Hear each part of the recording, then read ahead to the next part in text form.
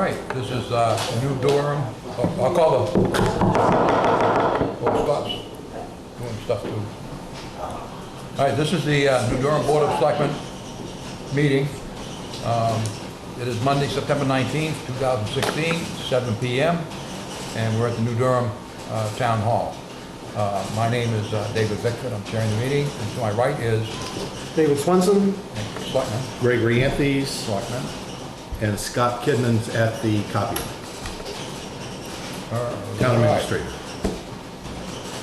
Kind of let him get his copy done there so we don't lose anything. We have Mike Joannis up next for an appointment. He's going to talk to us about the problems with the phosphorus, I believe he's found in the Merrymeeting River, principally, at Downing's Pond, at Jones Pond, Marsh Pond. So, Mike, why don't you go ahead and tell us instead of me trying to. I'm going to make it real short and sweet. Downing's Pond, we got more testing. Michael, can you sit that chair? No, we got a podium right there for you. That's better. Stand up at the podium, Michael. He told me to sit here. Listen. Okay, so Downing's Pond, we got more tests back now that the flume was over. Before we took them during the flume, and they settled down. So other than the inlet, everything else in Downing's Pond is pretty close to the same. So it's not looking like there's any major septic issues or anything like that. Same as before. Yeah, what does that mean? When you mean the same, it looks the same. Same as what? What I'm saying is Downing's Pond, the 3 or 4 tests we took around Downing's Pond, the one that was high before, right beside it, we took another test 2 weeks later, and it had settled down to what the rest of the pond is. Oh, all right. At first, we thought it might have been septic by Manitou Shores. Yeah. But now, Manitou Shores area is actually lower than the main pond itself. Oh. Now the algae bloom's gone. We think that the main cause was algae blowing in and raised it up. Yeah. The inlet is still the highest place now. And then you go back up to the hatchery. The hatchery seems to be the highest. I mean, they're almost double what a lot of the other readings are. So, And where do you, excuse me, where do you take that reading by the hatchery? well, we normally take it at the boat landing. Oh, at the boat landing? Yes. This is before the hatchery. No. No, the boat landing, And which when one? you put in the kayaks. Merrymeeting River. Right to the Oh, boat. where the kayaks. and so He's forth. doing now. Okay, yeah. And then we did go to the outflow because there's been a lot of discussion of whether it's picking up stuff. So we went to the outflow and we tested it, and that was definitely the highest right on the hatchery. It was in the river, no trash passing signs as we go by, so we took a sample and it was 65, which is the highest we've got of anything. And right now, because of water flows coming up, we're going to stop testing. But we have sent a letter to Fish and Game. You're going to, When you said that water flow, what you meant, I think, was that that there's more water going over the dam now and all the lower the lake. Is that what you mean? yeah. Yeah. So there's what, larger volume. The water in both ponds came up over a foot. It's starting to drop again, so they must have slowed the amount of releasing, but it came up a foot. Yeah. And, Just want to be clear what you're saying. Yeah. So we found out they're up for the permit at the hatchery. Yeah. We contacted the EPA in Boston who oversees the permit, and they directed us to go to the DES over in Concord. So we're in process of, we want to go to the hatchery first, let them know what's going on so they won't be blindsided, and then we're starting to reach out to these other committees that will sit on the permit. Have you already talked to the hatchery or not yet? Fish and Game? I've sent him an email. Okay. In fact, as soon as I leave here, he told me to go to his house. I'm heading up and drop off because I don't have his email, but I sent it to his boss. I have talked to him quite a bit on occasion. Okay, but anyway, you're sharing information. But we're sharing information, we're going forward, we're gonna try and get a meeting here. According to the permit, if we ask, they'll do a meeting in town. Yeah. DES will, so, not DES, EPA on the permit, so we're gonna try and get that set up too. And I understand, is it Wednesday that the milfoil committee meets? Yes. And they'll be discussing this also. I call it milfoil, but it's aquatic plants. Yeah, So- I won't be there, I've got another meeting I've gotta go Oh. to. I had Josh Oh, last yeah. month, I'm in trouble for, so. Yeah. Is there, so what should the Selectmen be doing? Just be aware, and if you, I guess you're the chairman, I've got your email, Yeah, so I'll send you a notice when I find out when we're gonna meet with the. Send it to Scott also. Yes, Scott's in I made a little Group. group, and he's part of the group, so I sent it to Scott. and Dave. okay, so we don't need to send any letters out at this point to anyone because you've taken care of that so far, or the We have milfoil, to or... fish and game, and I'm going up and give it to the hatchery itself, Yeah, and, but I'm saying that the Selectmen don't need to send out any official letter yet. no, if, the EPA hadn't responded to us for about a week and a half when we first started. If they hadn't responded, we were going to get an official letter from you guys, that's what I had talked to you about earlier. Oh, okay, yeah, But they responded, they said we're on their list of people that are interested in the permit, and we will be notified as soon as they start that 30-day period. So the areas that we were concerned about a month or so ago, those areas now are safe to swim and to fish and boat, right? Well, let me say this about that. I guess it is. However, when I did the chlorophyll, because we did quite a bit of testing the last couple of weeks, I haven't got the results back. But you draw 500 milliliters of water, and you take it through, they have a vacuum system, and you draw it through a filter, that's how you test for chlorophyll. No problem at all doing Marsh's Pond, no problem at all doing Johns's Pond. We had all we could do to get 250 milliliters, half the amount, through Downing's Pond. That's how much expended stuff is in the, Clogs it up after that, right? yeah. Yeah. It was clogged up enough, it held the vacuum. Yeah. Even when we shut the vacuum off, I had to take and release a hose to get the filter. Release off. it. It did Caked not. on pretty heavily on the filter. Mike, do you want to look at that correction? I know you told me about paragraph, you Yeah. said March instead of Marsh. Okay, I got that email. I just noticed it wasn't corrected yet, so I didn't know if you saw it or not. Well, it's one of these deals that had already gone out when you told me that, so Oh, we'll straighten it out okay. at a later date, but, Good paragraph, I think. did you have any other questions, or is that all you? I don't, Mike. I've read all through it, and I think it's a wonderful report you folks have put together. No, it's mostly Fred. Fred's pretty good at that stuff. Sure is, yeah. I mean, I did You the guys- field testing. Fred Quimby? Yes. Yeah, And Bob Craycraft is helping us a lot. Didn't see that. this is a great piece We're of lucky we got people like that. citizen work. And you. Good talent. Yeah. Yeah. Well, we all do a little bit, but I'm saying we're lucky we got people that, Come together, yeah. he they- can definitely take it to expertise the in next various level things. beyond what I do. Yeah, yeah. Well, thank you very much, Mike. Yep, and we just keep plugging, and hopefully we can make a difference, because it's a 5-year permit, so we were lucky that we at least can try to make a change up there. Yeah, exactly. Uh, Get this abated. because I don't know if anybody realizes, not only has Downing's Pond vegetated up, somebody came and told me about the low Downing's Pond Dam. Between Route 11 and Downing's Pond Dam is totally just closed right in. It used to be a 15, 20 foot channel through there, and it's choked right up. Between the, where? The Well, dam and the... a bunch of farm, it's Yeah. all, if it isn't cat nine tails and reeds and stuff.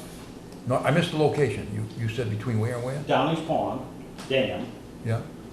Route 11. Oh, We used to paddle right up to the dam when the water was up, no trouble at all. yeah. Now you got all you can do to get through it. Yeah, you get down to the old bridge there. And then you see all the rocks that used to stick right out and be plain to see are all just green algae all Yeah. around it and plants. And I did take in and do a nice enjoyable ride up at Marsh Pond, and March, not Marsh Pond. And what a difference, when you look down the water, you see the rocks, you see the gravel on the thing. There's a big difference between there and what's happened to Downing in the last 10 years. Excellent. We didn't test it because we did the log testing up to, we've been testing the outlet by the hatchery every 3 or 4 days to see where it seems to be going. Yeah, but what would be good at? You say you did not test March or March? We did not. Don't you think it'd be a good idea to get a benchmark just for future? Too late in the season now, I think. Oh, You wouldn't get the same readings that you might get. We were so involved trying to get, once we saw the higher numbers up by the hatchery, we started testing up there every other day, probably twice a week, just at the boat landing to see. so we probably should in the future just to get a benchmark, don't you think? Yeah. Okay, I'll talk to Bob and see if it's too late or if I should just wait till next year. okay. All right, thank you, Mike. Yep. Thank you What's very your- much, Mike. We all appreciate it. Yep. I had a chance to drive up here, up to down on this weekend. Had a chat with 2 or 3 of the residents there, very nice. The water was up and nice and clear, and it was beautiful there. We're all set then. Yeah, they were out there puttering around, and Oh, It's all because right. they let so much water out of the dam. All right, well, let's move on to public input. Do we have anybody for public input tonight? Let's see, Clayton Randall. What I'm looking for, I've got a couple of things tonight that I'm looking for. First of all, I'd like an update on the legal proceedings with the town. I understand at the last meeting, an agreement was brought forth by both councils and the insurance company in reference to a settlement. It was agreed upon by everyone except for the 2 selectmen. In the last 2 weeks, I understand another lawsuit was entailed. That lawsuit has been settled, which also settled the main lawsuit, but I understand that it also cost the town an extra $15,000 plus legal fees in the last 2 weeks over and above the conservative fee of $140,000. So we're looking for a complete update now. If it is completely settled, I think the town administrator can acknowledge that if you guys can't. The second thing I want to bring up tonight is, I know that we're not going to have any more public input, but in section C under new business, I'd like it explained to us and to the public how the comp pay is presented to the highway department or whoever. I think it's a loss of benefits. I think they work hard hours during the winter, and if they have a chance to use the comp time during another slow time, they should be able to do it as a benefit, instead of taking it away completely. And has anybody got an answer to my first question? Is the lawsuit settled completely? The lawsuit. You're playing dumb on me now, David. Well, I'm trying to think how, there's Let- that and there's lawsuits, and I'm not sure if all are settled or not. Are all lawsuits settled or? It was my impression Okay. that it was completely settled now. Okay, no, we did sign off, week and a half ago. no, on Tuesday night. That was a week and a half ago? Well, what, a week ago? Wednesday night, Wednesday night. at the last And board, to, Wednesday night? at the last. To board settle it session. off, it cost the town approximately $15,000 plus legal fees. Well, that's, The numbers aren't, It's gonna be, Clayton, the numbers are not accurate in terms of what it cost the town. Right, I understand that, I understand that. I don't have I'm any, looking, Mr. Chair. as it Yes, was sir. brought up, as it was brought up last meeting, we're looking for a complete rundown, but approximately, it's cost another 15,000 in the last 2 weeks. Scott, can you address any of that? Yeah, the document that was signed, as far as finalizing the lawsuit, is with the town clerk. It's a public document, Okay. public document for 10 years, has all the amounts within it, Okay. relative to the settlement involved. Relative to select from Primex. That's correct. So, in regards to that. As far as a total, I do not have a total at this That's time. right. I understand that, but we're still looking for that. I would expect in the next couple of weeks that we get the final statement from our attorney if there was any other additional fees that were involved in any of the other correspondences back and Again, forth. I'll make a statement. I said, I think it's a total disgrace to the town, for the taxpayers to have to pay this high abnormal fee for a couple of people that thought they were doing the right thing. And they were told in 2015 that they had no grounds. And also, I'd like to thank Mr. Downey for putting his input in last meeting, because there's a lot more people than you realize out there listening to me and to what's going on at these meetings. Thank you very much. That's all you'll hear from me tonight. Mr. Chair, may I say something? Is there anybody else that wants to say anything? I don't want to dominate their time. I guess not, so go ahead. Okay. Well, first of all, council asked all parties not to discuss this during this whole period of time. And I had said repeatedly that I would not speak on this matter until it was completed. All parts of it was completed. So at the next Board of Selectmen meeting, I will explain my position throughout this and give reasons why. All right. All right, that concludes that. Agenda review. You can say anything you want now, Greg. The judge already read it this morning. Okay, you said that's the last we're going to hear from you tonight. I lost my head. Okay. I believe under agenda review, you had brought one thing to my attention that had not made the agenda. I neglected to put it on there, and that was relative to the review of non-public minutes. Yeah, or by the documents. select board, or documents. Yeah, so I'd like to bring that and make that part of G. Is there any other, anybody? I'm not clear on this. Doing what now, Scott? In other words, a board member, in order for a board member to be able to review non-public minutes or documents, they have to have the vote of the entire board in order to allow Prior that to when happen. they were on the board, you mean? I'm sorry? No. Prior to when they were on the board? No, No. at any point. They already had a copy of the minutes.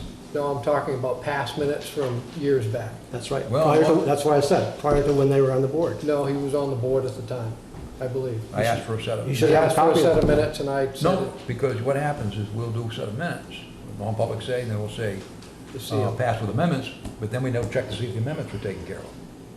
So to go back and look, What you're looking for is whether the edits were actually inserted, is that what you're saying? well, that's one thing. Okay. So make double sure that the minutes are correct. And I think that, and we've done this before, actually, in giving each other the opportunity to go ahead and look Yeah. on It other was, previous for documents. the most part, it was Any before, or while an individual may not have been on the board. But That's I what don't know I that was- it's come up when the individual's actually been on the board I already. couldn't, I couldn't find where we did it in the minutes. And I said, well, instead of going through all these minutes to find it, I said, just as easy, just come back to the board and say, and Scott said to, pass it, and Scott would record it in a place it could be found again. So we'll get to that later. Any other agenda items to be added or? I don't believe so. You said what? I don't believe so. Oh, okay. In that case, let's move on to your, do you have anything do we have a department report first? I see you've got that down here, I see Donnie's here. I don't know if he wanted to report anything, or, no, okay. Cemetery trustees, okay. In that case, how about you, Scott? Did you want to give I us just, some kind of report? as far as part of my administrator's report, I just wanted to kind of update you in regards to the work that the highway department's been doing relative to pavement, getting ready for doing the paving. They've done a considerable amount of drainage replacement work on the different roads that are under the paving contract, Drew Road, Valley Road, and they are moving over to do some other drainage work while they have the excavator over on Birch Hill. I believe they moved over there maybe today. They'll start tomorrow. To start tomorrow. Bad culverts between there and Backen Road, they gotta be replaced like this first one, up above Marsh Drive. There's no bottom Oh, of that oh, oh. culvert. Yeah, So, be careful of the boundary markers here. There's 2 boundary markers on each side of that culvert, close to it anyway. so, This is just up the street you're talking about. Yeah, Yeah, you go down, just before you get to demerits, right? A little swamp, both sides. yeah, on both sides. Matter of fact, I noticed today in the pavement, there's 2 nails. There's a nail here and a nail on this end. Probably for the survey work that was done there. Can't think of when. I don't know how they're gonna get about it. Well, the nails. culvert's right if it- underneath Yeah, but the if two nails. if the nails are in the pavement, you said? Yeah, Yeah, they won't matter. They've done their work. And that's because the nails are both right in where the culvert, where the hot top's gotta be ripped up. that won't be a That problem. won't It's, matter. it's the rebar ones with the hubs on them. You won't No, Which didn't one? see any. yeah, they're close by that culvert Yeah, anyway, yeah, I'll let them on, know. on both sides. Matter of fact, we do have the roadside mower, and I'll be on that starting, and then I'll put somebody else on it soon as I wanna get out the lake. The lake people, a lot of them this summer have complained that they can't see, and the brush is high, and which is true. Hasn't been mowed for about a year and a half, so hopefully we'll get back in the same routine, and in the springtime, we'll run it before the seasonal peoples come up here, then we'll get it mowed again, so. okay. The other piece to this equation is that we're not paving down on Manitou Shores, and with that, there was about 20, I figured between $20,000 and $25,000 that would not be utilized down there. They have had to do some rock excavation out of a couple sections of road, which would require them to have to base pave some of that in, where they peel the pavement up, peeled all the rocks out of the road, so that'll have to have some base pavement. So some of the additional paving in order to make sure they have a good finish on that road may be absorbed in doing On some of which those. road? I believe it was on Drew Road. Drew Road, was where we took out some nuggets. I don't think you had to on Valley Road, did you? No, Just the Drew Road. culverts up there, but Drew Road had some rocks that had surfaced up through the pavement, or were lumping it up. So they asked about removing those, the best practices, not to Alright. pave over anything that's Alright. of that condition. So they've done that as far as base paving that. And if in fact, after that's all said and done, when they get Valley Road and they've gotten Drew Road and that neighborhood completed, I believe, all now, Valley Road, when that's completed and they're going to Kings Highway, They gotta do, a section of Valley Road, that'd be from Tash Road up to Berry Road.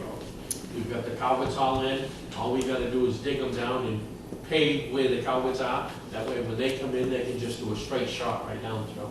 Yeah. But I think they're in second division, okay. paving over there. When they pave over on the Kings Highway, they may extend that out just a little bit farther to finish out the Well, what money. happened to Old Bay Road? Did that get dropped then, the addition? Yeah, I mean, it Go over it there? really was better, after looking at it, it would be better to actually do that as an actual segment, and I believe you'll see that in your plan coming forward over that. I've asked Mike to put together a 3-year plan as far as different road projects to be done. Did you get a chance to get out and look at any of this? I haven't looked at his new roads yet, that he's forecasted for the next No, I'm talking going about forward. what you just told us about, the change in the, from the Old Bay Road to these other areas, Drew Road and such. I did not physically look at them myself, but Okay, what was discussed is perfectly in line with the type of treatment that should happen okay. that way. And it's better to extend out, I wasn't aware on the Kings Highway that we were still short of that, completing that entire segment over there, would be to extend that out Oh, a this is little gonna bit bring it more. out to the other pavement that was done? Right, try to recently? go as far as you can with your money on that. you'll have a better continuous Yeah, yeah, segment, so. yeah, the road does need it. Yeah, so that's what Mike and I talked about. There's 4 miles up there to do. They did what, a mile last year up there, was it? Yeah, a mile last year, the worst part. Last year was from the cemetery beyond Shaw's Pond. Ooh, there's a couple cemeteries up there. Well, the first one coming from Wolfboro on the right, on the left, I mean. It's a back way going into the golf course there. Almost by Yeah, Washington Road that goes to the backside of Shaw's Pond. Yeah, Yeah, right there. They started back this way and went 1 mile. This year, they're starting from the Wolfboro line to tag into that, and then they're gonna go on the other end and tag on the other end. Ah, I see what you mean. So much further.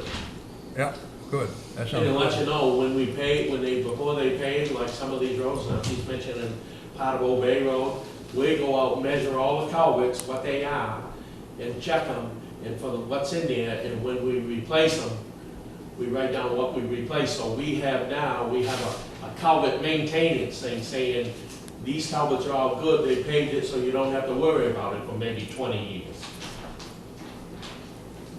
Okay, that must work in with the inventory that Stratford Regional did for you? I think so. Okay, good, that sounds good. So I just wanted to bring you up to date on that, because I know we had talked about maybe utilizing Right. some of that pavement on Old Bay Road as being one of the ideas of where we saved it down here as far as where it was gonna be used. So I just wanted to update you, Good. because a couple things changed in that sequence, so just wanted you to be aware of that. The other item is the fire department is requested, their committee who's been working on the ambulance replacement would like to make a presentation to the board. And they would be available actually any evening this week. I talked with the chairperson of the committee there, Neil Burns, and Neil and I talked about possibly, because I know a lot of you do attend or participate in capital improvements, whether or not that meeting could happen maybe before the capital improvement committee on Wednesday, if that's possible. You'd have to post tomorrow then for that. Right, that's what I told him. He said, well, I can do it tomorrow. Do you know how long it's gonna be? meeting? He said it definitely wouldn't be any more than an hour. So you wanna start at 6? Well, I was thinking 5:30, just to give us a cushion in case there was a question or something along that line, or, And in that, they'll also have the amount that's set aside for that fund. correct. Yep. All right. I Well, just want- I don't have a problem with that. Does anybody else? Okay. Does that work for everybody? I'll post it for 5:30 and we'll meet over at the community room, and, because I believe, yes, we'll meet over there. They have a PowerPoint thing that they wanted to do, so. So 5:30 at the community room. That's fire ambulance. Open to the public, right? Yes, 9:21. 9:21, yeah. So I'll post that as in a meeting there, and we'll have it over there. The other question, the other piece to that same question was just to try to get some ideas from you gentlemen relative to, as next week I expect to receive the department's budgets on Monday, and I have meetings set up with the department heads during the week next week to review their budgets and go over them and prepare them to then be turned over to you folks. My question is relative to a day of the week in which you would like to embark on starting to review some of the budgets, and, you know, if in fact you want to do, you know, what day of the week would work the best. You know, selfishly, I would, you know, I'd like to try to do some of those maybe in the afternoon for a few hours, even if it's, you know, however it works. Instead of doing another evening, I'll be out with, you know, a budget committee, I'm sure, through part of their process, I'm guessing, that way, so. They generally meet on the evenings on Wednesdays, so. And so we're looking at possibly this week or next week? Next week? We'd probably start after the 10th that'll just give me, that gives me a week, 10 days to kind of write a little bit of a report for you as to what I see in summation from the report, from the budget. Well, I have down here that we have do we still have on the 29th, do we have that joint budget and, with That was August 29th, so it might have got superimposed maybe on the, is that still on? No, August 29th we did. There's nothing in September. So September 29th, there's nothing there now. no.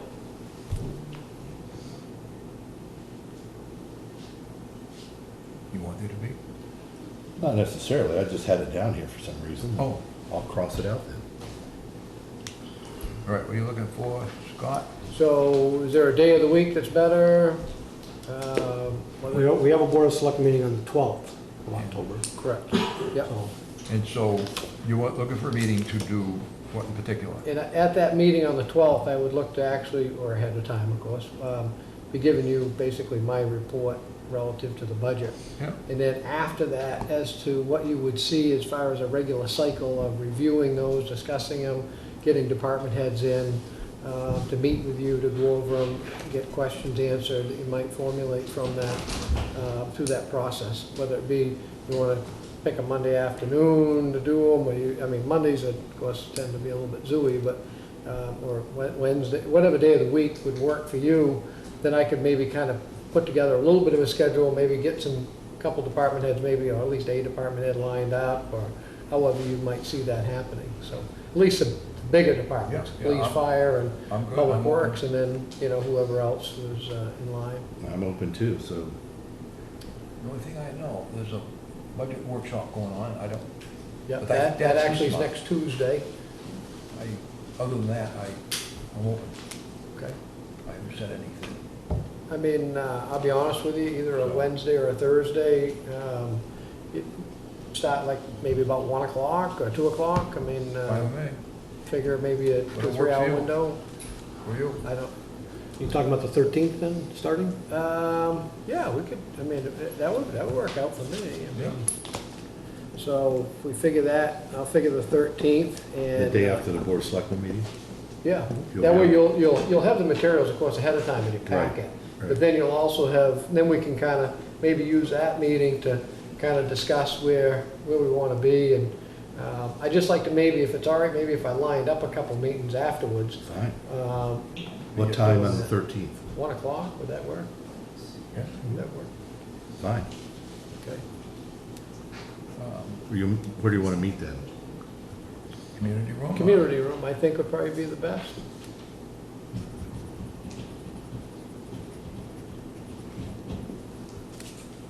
Um,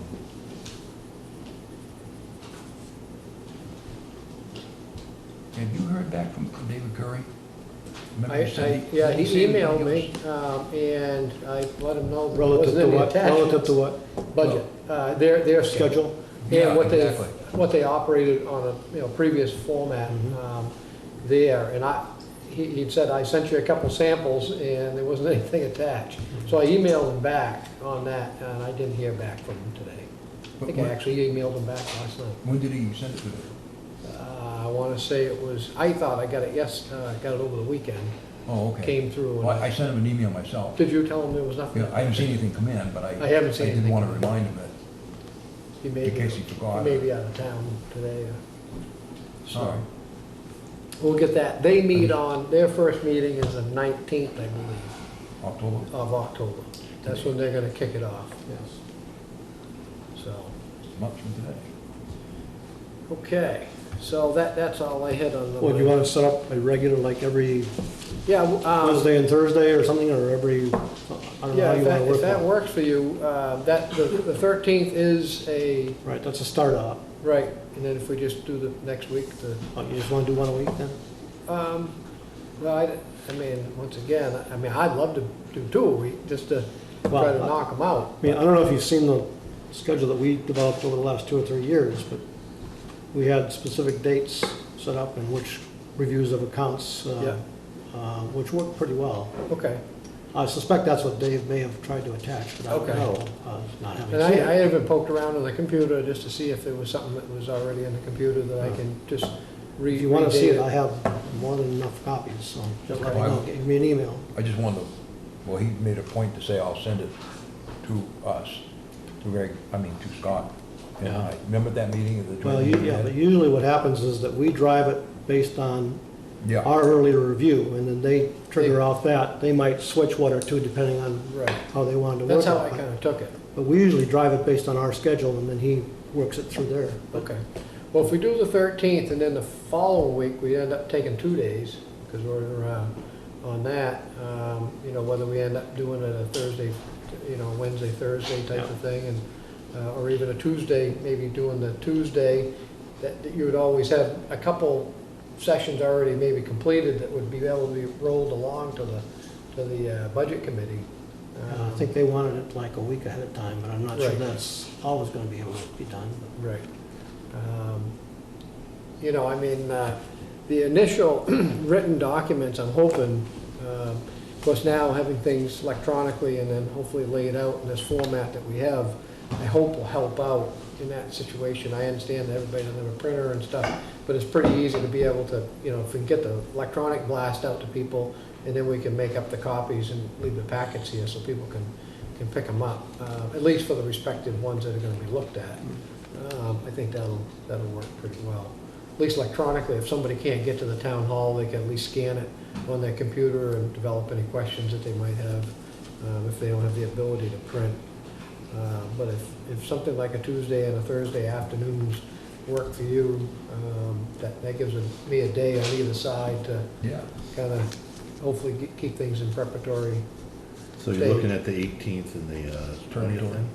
Yeah, the following week, I believe that the dates are, you got your calendar, right here, 18th and 20th. And then we can, and they'll have a meeting on the 19th, Okay. so. And again at 1? You would- Yes, please. Yeah, that works. That gives us some time to work it out and get done at a reasonable time to hopefully get dinner and. And there's, Bring it back and nuts with you, like Greg does. I yeah, know.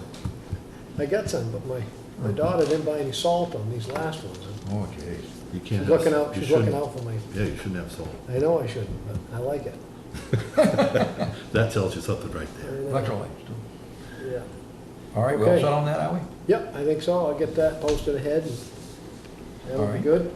Then you put together an equipment lease and service contract and a table that goes with it, for the appendix. Yep, and I do have, I'm gonna give you an updated, I did get, I had sent this has been reviewed once before by Primex, and when I had it under the Molten Borough contract, and with this, I sent it to them again, just to show them what I had done here, which really wasn't a whole heck of a lot different, other than changing the names, but they did send it back to me with a couple edits to it, just for clarification purposes, which are track changed in there for you in regards to it. They are, since they are a property liability and carrier, I would concur with their language, of course. Primex has been, insuring Molten Borough for a number of years. We've had contract plowers, of course, with all those private roads, which is quite amazing that they even insure the town, even though everybody has to have their own insurance, just because of the aspects of plowing private property and such with public funds. NHMA stopped a lot of towns from doing that, but we appreciate all those private property owners paying their taxes in Molten Borough, so they pay the freight.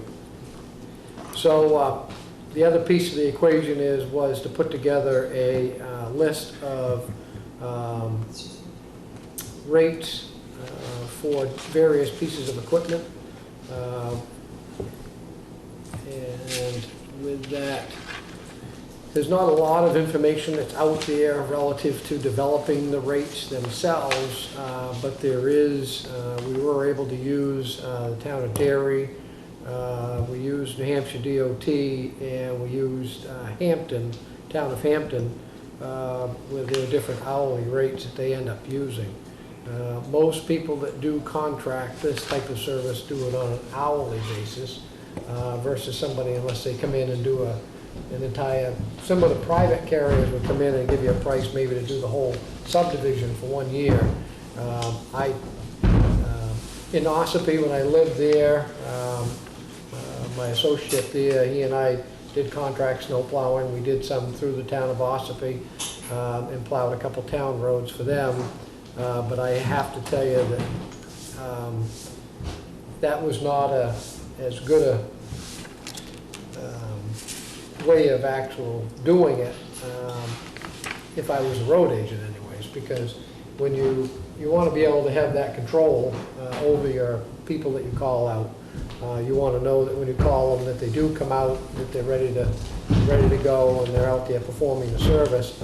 Sometimes with a contracted situation where you bring in a contractor and say, well, you're to go plow that route, and when you get it done, you can go home. That does not work quite as well in all arenas that I've found. You're better off to have the oversight of the highway agent or whoever the responsible party is, whether it be the foreman or it ends up being the public works director, dictating as to how the services are to be performed and what the duration of the services are to be.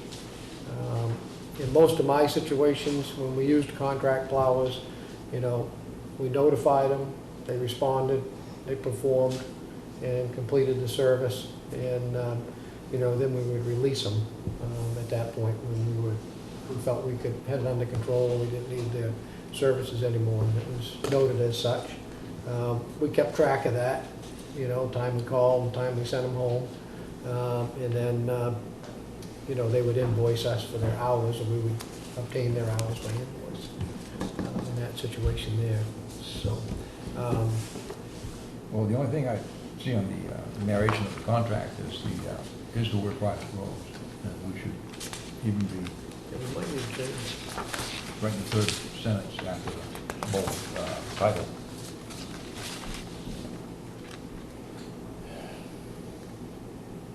Oh, town or private roads, Jay. We want to make sure you take private roads out of there. I think so.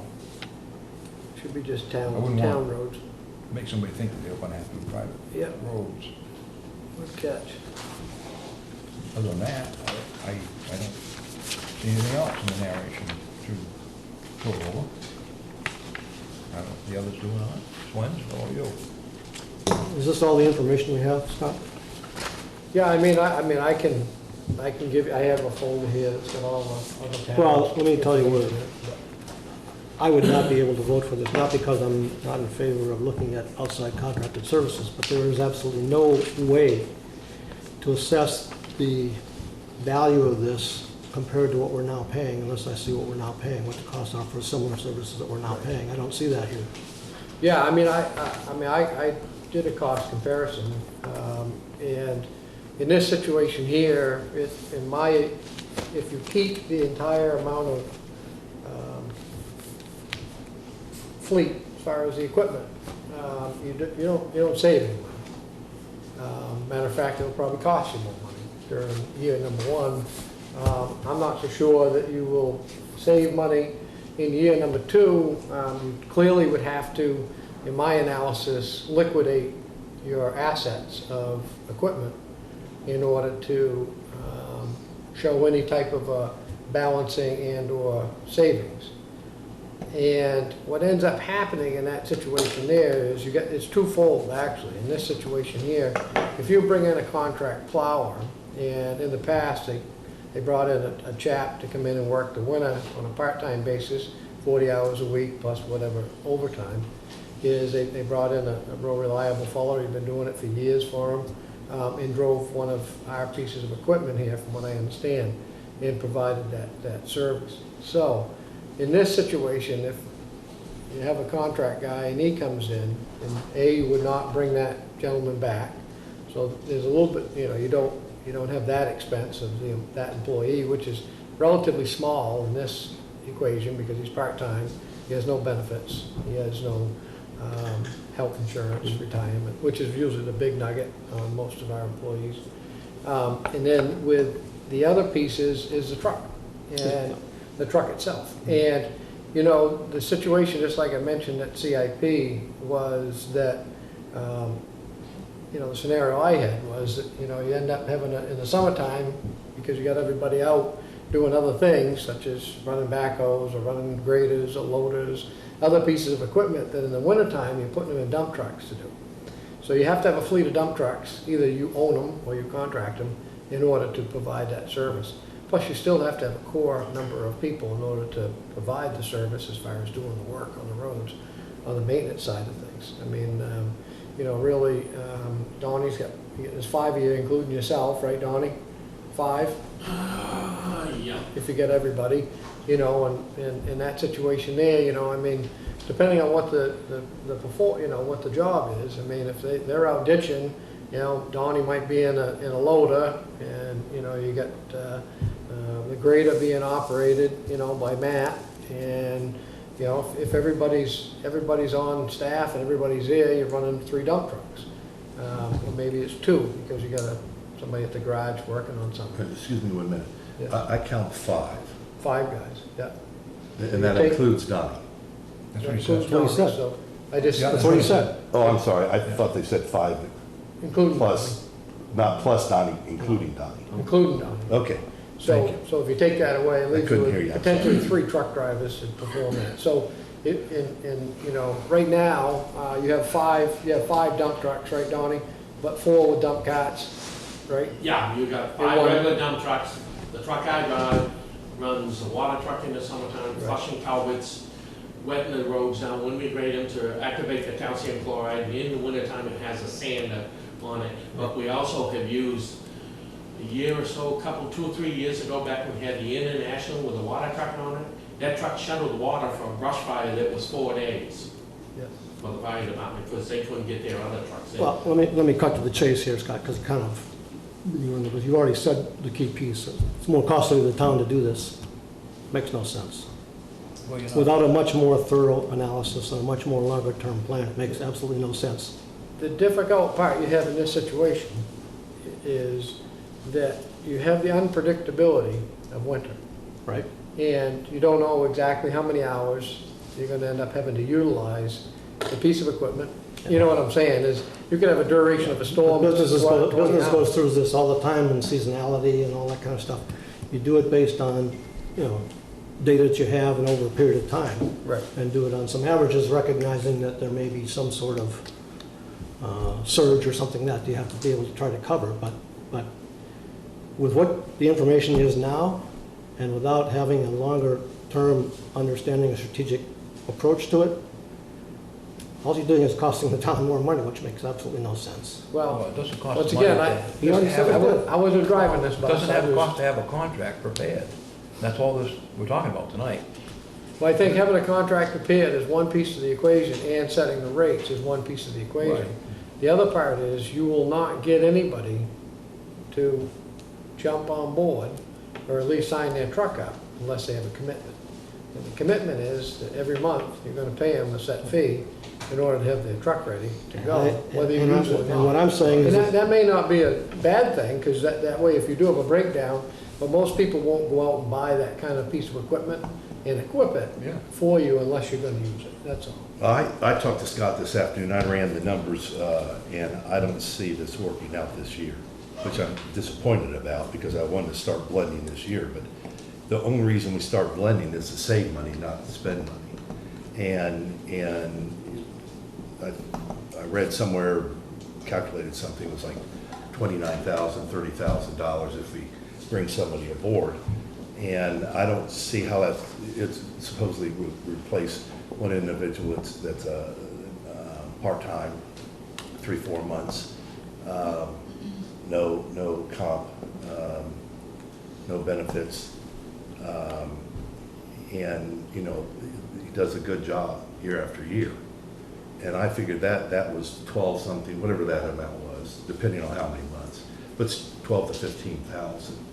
So then you'd have to figure out, well, you know, the truck. Well, we have the trucks. We're not getting rid of any trucks this year.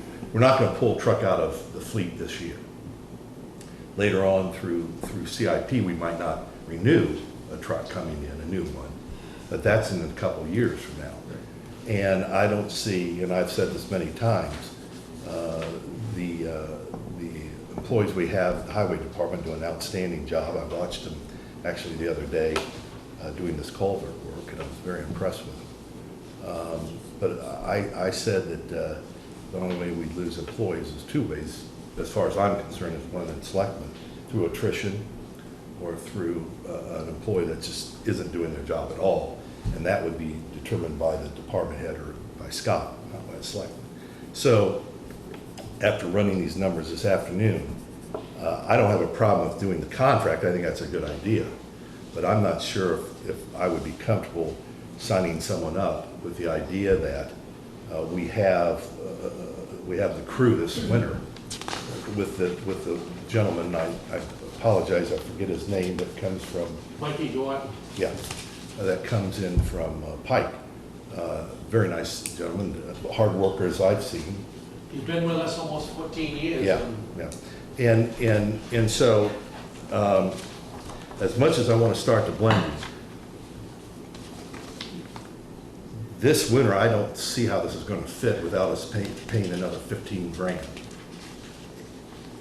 You know, even if we drop this gentleman, I don't see where it gets us anywhere. If I run the figures right, which I probably got very close to. I would recommend that you look at the contract for the mere purposes of, if in fact you did have, you know, some kind of catastrophic Oh, yeah. breakdown. Oh, or lose a couple employees for one reason or another. Something happens. Well, Yeah. that's why we had a truck in February, engine went on it. Right.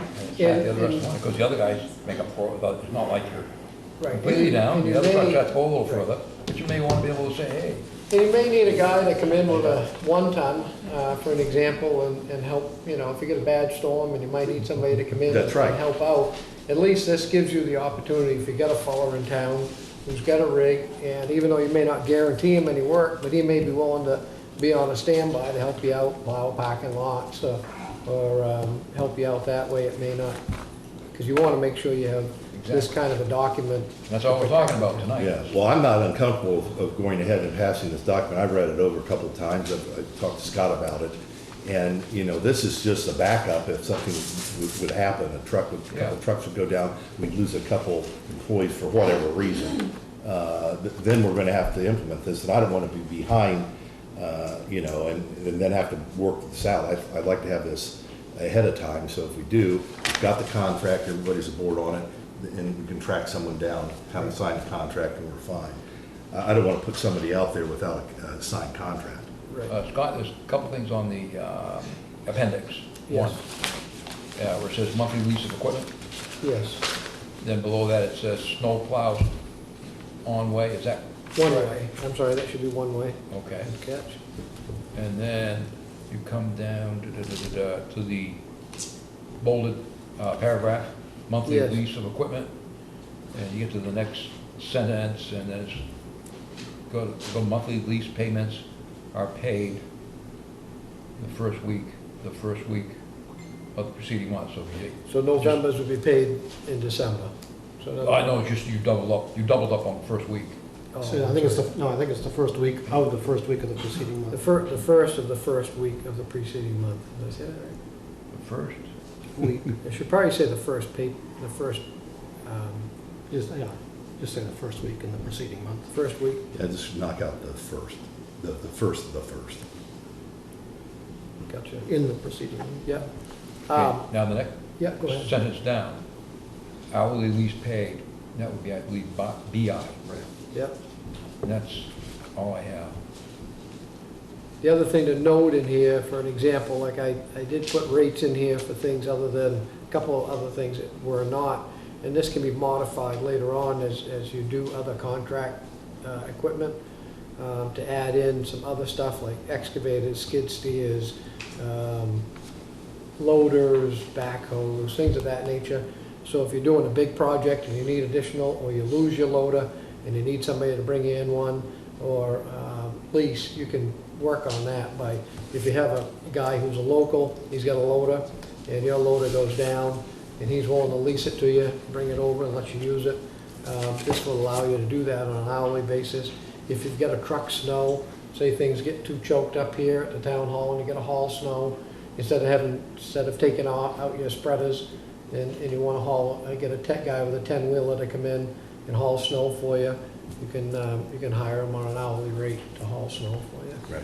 Or Well- haul sand, or haul whatever you Well, want. we also hired out 2 years ago, a grader Yeah. with a wing because our rig Yeah, is broken. I put a grader in here as well. Yeah, I mean, so that might happen again. Donnie, 5 guys are the ones that plow, right? You plow also, is Oh, that yeah. correct? You have a route? And the other 4 One have? that you're complaining about. I did complain, you're right. Sometimes I like to talk to you and explain I'd the be- problem, but That's fine. I don't think you understand. That's okay. Well, Yes, well, five of I us. did talk to Scott about that. 5 of us. Yeah, I And did, if wait a you minute. get that part-time guy, there'll be 6 of us. Right. The guy that comes from Pike, he plows hours at.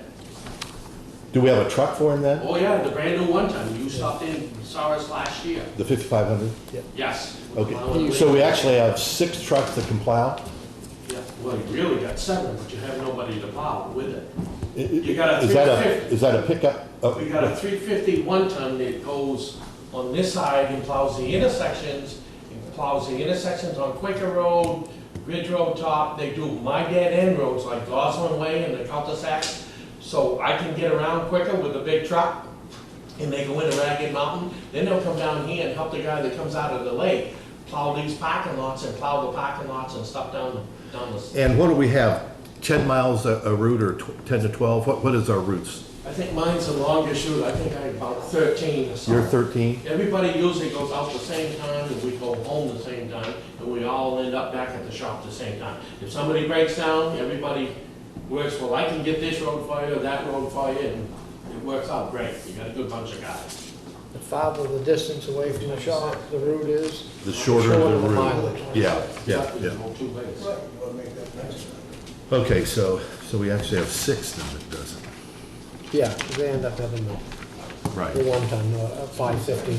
Now, last year was a light snow month, so, Light snow month, in Moultonborough, according to their storm reports, they went out 20, I think it worked out to be during the winter season, 15, 16, they were out close to 30 times. 30 times. Now, granted, some of those, it was a misty morning, icy conditions type of thing. And they were sanding or salting? Salting or sanding. Yeah, okay.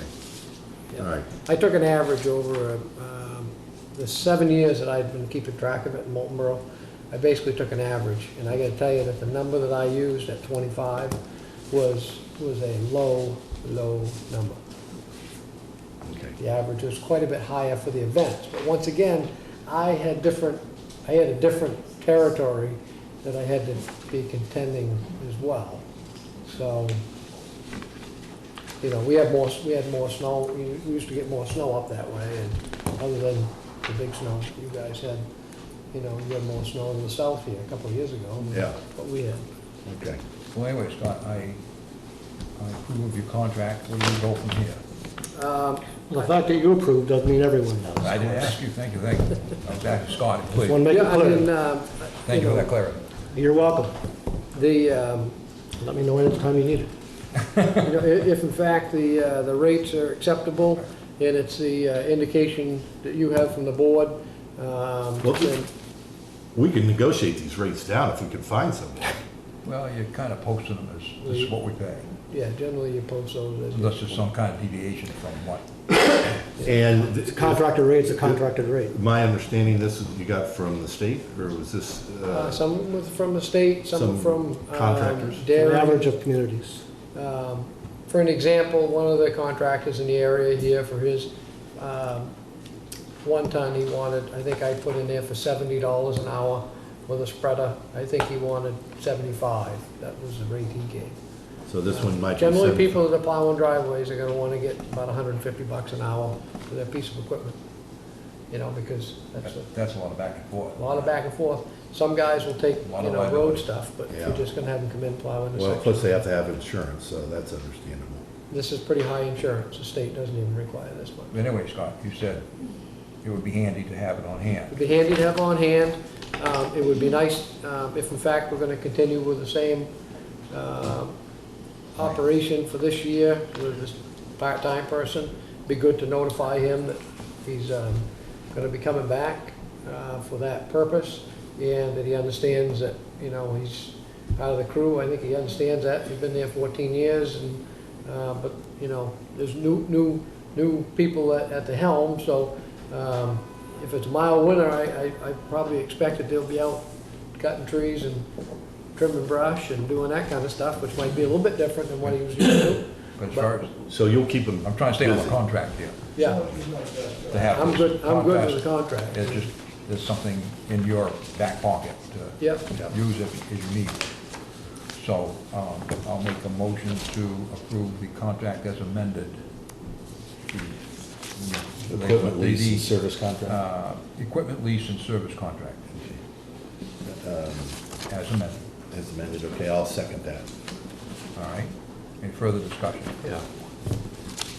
Approving this contract as it's written, in my opinion, is an absolute ridiculous waste of our time for several reasons, not the least of which I've already pointed out. The rates that are shown are more expensive to the town than we currently pay. One, I don't see that there's a comparison to the state bid rates. I think they're a little higher than the state bid rates based on what I understood. Some may be lower, some may be higher. So working on this contract with those rates already part of the contract for me is a further misuse of taxpayer funds. Well, we're approving the contract, I think you find, Approving the contract through the rates, sorry. and the rates, yeah. But it may be a little more expensive on a per hour basis, but over the course of a year, it very likely won't be. That's not what After Scott 2 said years. earlier. Well, you've got a depreciation rate of what? You get a truck with a life of how many years? And fully equipped, we've heard numbers as high as what, $181,000, I think, for a vehicle. So your depreciation there is what, $15,000 a year? Right there, that's without doing anything on a straight line depreciation. That's been the big thing. Now, if you've got a piece of equipment that sits most of the year, or even half the year, you gotta ask, it doesn't work. The contractor's gotta keep that equipment moving all the time. In order to I make, believe that. in order to make Fully it aware. pay. And make it pay. I've run in multinational Yes, businesses. I'm fully aware of equipment utilization issues. Good, I was. Probably more so than you I are. was worried for a minute, Well, you but shouldn't. you need to. I'm worried You that don't you have guys, enough, again, you don't are have wasting enough hours taxpayer for that money. much equipment to be buying, new equipment. And it would be smart to be prepared to pay someone else to do the work. It's If you're smart just not to saying, waste taxpayer okay, money. if you're just saying, okay, the price is too high, then would you like to offer a different price? And yes, the state gets away with a very low price, I think. I think you're gonna find they're gonna be changing their rates pretty quick. Do you have another number you wanna plug into those? Would you like to go down the state line before we go forward? I've already asked what I think we need, and that is a longer-term strategic plan with a cost comparison to show that there is payoff at some point. If it's more than 3 to 5 years, it's not a good business decision. Well, you're talking apples and oranges here. We're I'm not talking, talking apples and oranges. I'm sorry. What we're talking about is a contract, so if something that would happen, we'd lose a truck or two, we'd lose a couple guys, we have a contract to be put into place. And 2 years ago, we actually did do that with a grader and a plow, pardon me, a grader and a plow, the wing. The wing was the key part of that. At $125, the grader and the operator. And they did a good job and got us out of a difficult situation. Without any problem and without this contract. Yeah, but Case closed. yeah, but I would think we'd want to try to protect the town and have them clearly understand that if they're going to work for this town, they have to have insurance. And this contract spells it out. So, if I may, Scott, why did you use private trucks in Moultonborough as opposed to buying a whole fleet of trucks? Because we maintain 200 miles of private road. Hmm? Because we maintain 200 miles of private road. Why would that make a difference? Couldn't afford it. Okay, there you go. Couldn't afford it. I mean, between the workforce and, we only needed them in the wintertime because we didn't Right. take care of them in the summertime. Right. road- That's Those what- roads, yeah, That's what you're preparing for. yeah. And it all comes, it really does. I mean, I think as far as trying to show any type of cost savings, I think that if it was amortized back out, even if you take a look at 50% of the year, $7,500 on that amortization. It does go beyond the savings, would take beyond the 5 years in order to see that. Now, once again, it all depends on the weather, because, you know, if you have light years, you'll have better opportunity to have so-called savings that way. If you have heavier years, it'll cost you more in that side of things. I think that this contract can be used as well in general excavation services. So if you end up finding out that it's easier to have a guy come in and help you with a piece of equipment, that does help out. I've shown that has saved money doing that versus actually putting a whole bid together and bidding out the whole project that way and doing combined services that way. But you know, on the winter side of things, you know, other than either not having the equipment in order to do it or otherwise, I don't see that it's a real, when you see the numbers, it doesn't save any money. If anything, you know, it potentially, as I mentioned, in a year one, it definitely will show that it costs you money.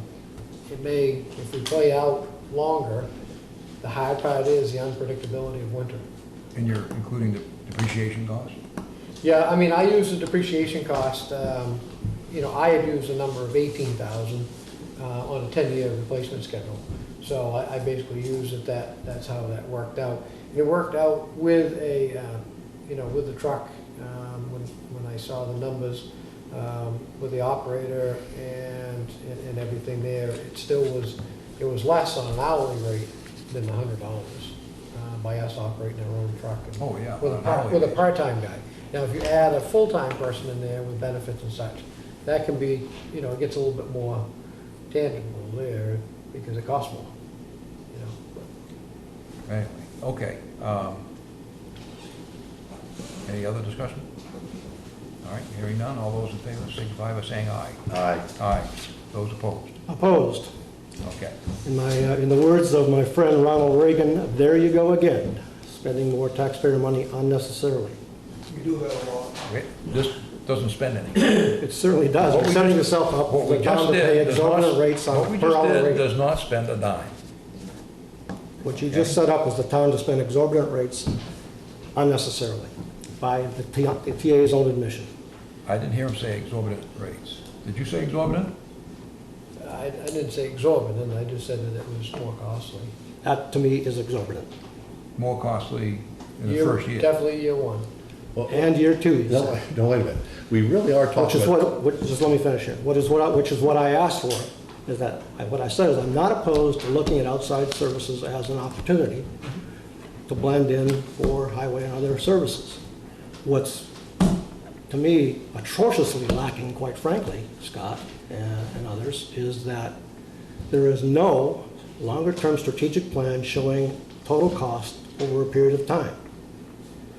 Anybody who makes these kinds of financial decisions would demand that kind of analysis before they made any decision, not to recklessly go ahead and vote for a contract to put in place for these rates. Whether they're using it or not is not the issue. Well, No, let me finish. The issue is not whether they're putting in place a contract. The issue is you are now setting up for the town to spend higher rates than necessary in a approach which has not been shown to be cost-effective or tax-saving to the taxpayer. For me, that is just a wrong business decision. As I said, as our friend Ronald Reagan has said, there you go again, spending taxpayer needlessly, taxpayer funds well, that's needlessly. a one. If I can respond, Yeah. since I got beat up on that one, I'd like to be able to defend myself, of course, is I was asked to put something together. And it was not for the purposes of costing more money. It's reality that in order to contract services and lease equipment, you should have a written contract and a written document, and a document which establishes rates. Secondarily, I do not recommend, and I did not recommend in this situation, unless you want to spend more money in year one and potentially year two, in year three. When you contract people to plow snow, it is a risky business because it will inevitably, you cannot predict Mother Nature. Now, if you wish, and you have a situation where you lose somebody at the highway garage, and you can't hire somebody to come in and work part-time, this document may allow you to continue to provide services. If you don't want to do that, and you want to have me go plow snow, I've already told Donnie I'll go down and plow snow for him if he get caught in a bind, but I just assume not, because a lot of other things won't get done.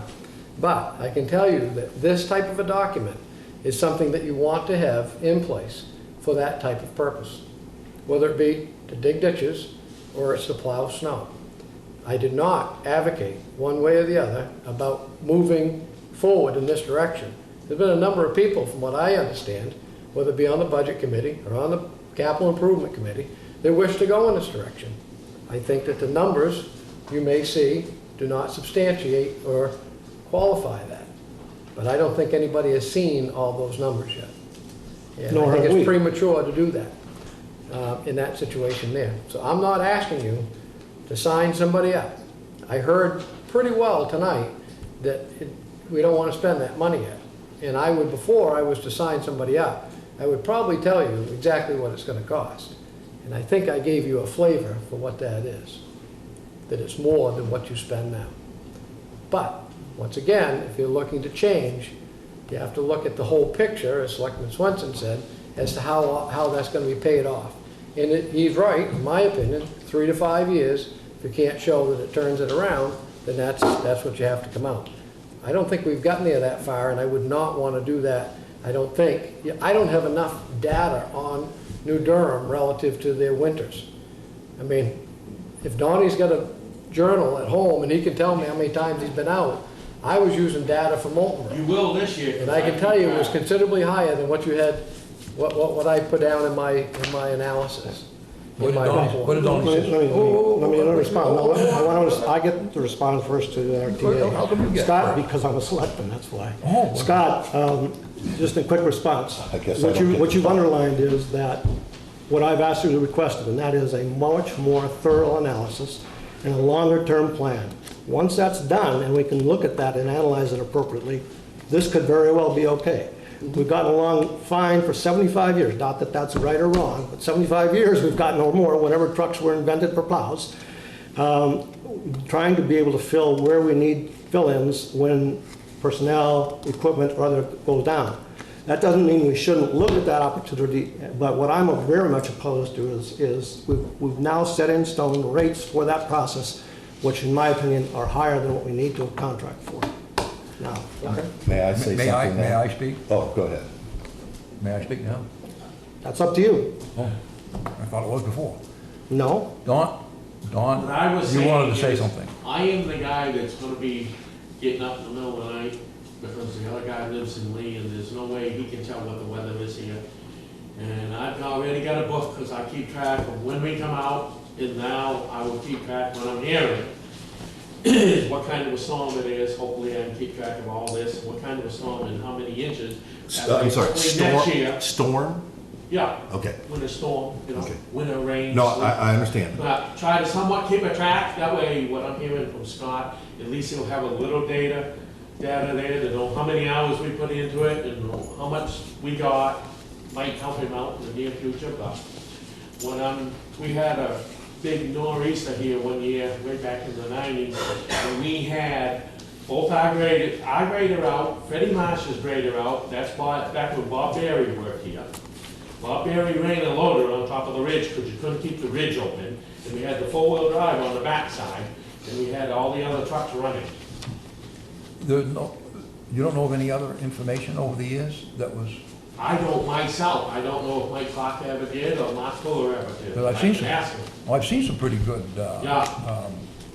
reports of how many hours were put into various Mike, I types mean, of Mark may things. have that. I'll You should be able to talk go Mark, payroll. Okay. If he knows any place at the shop where it's at and stuff.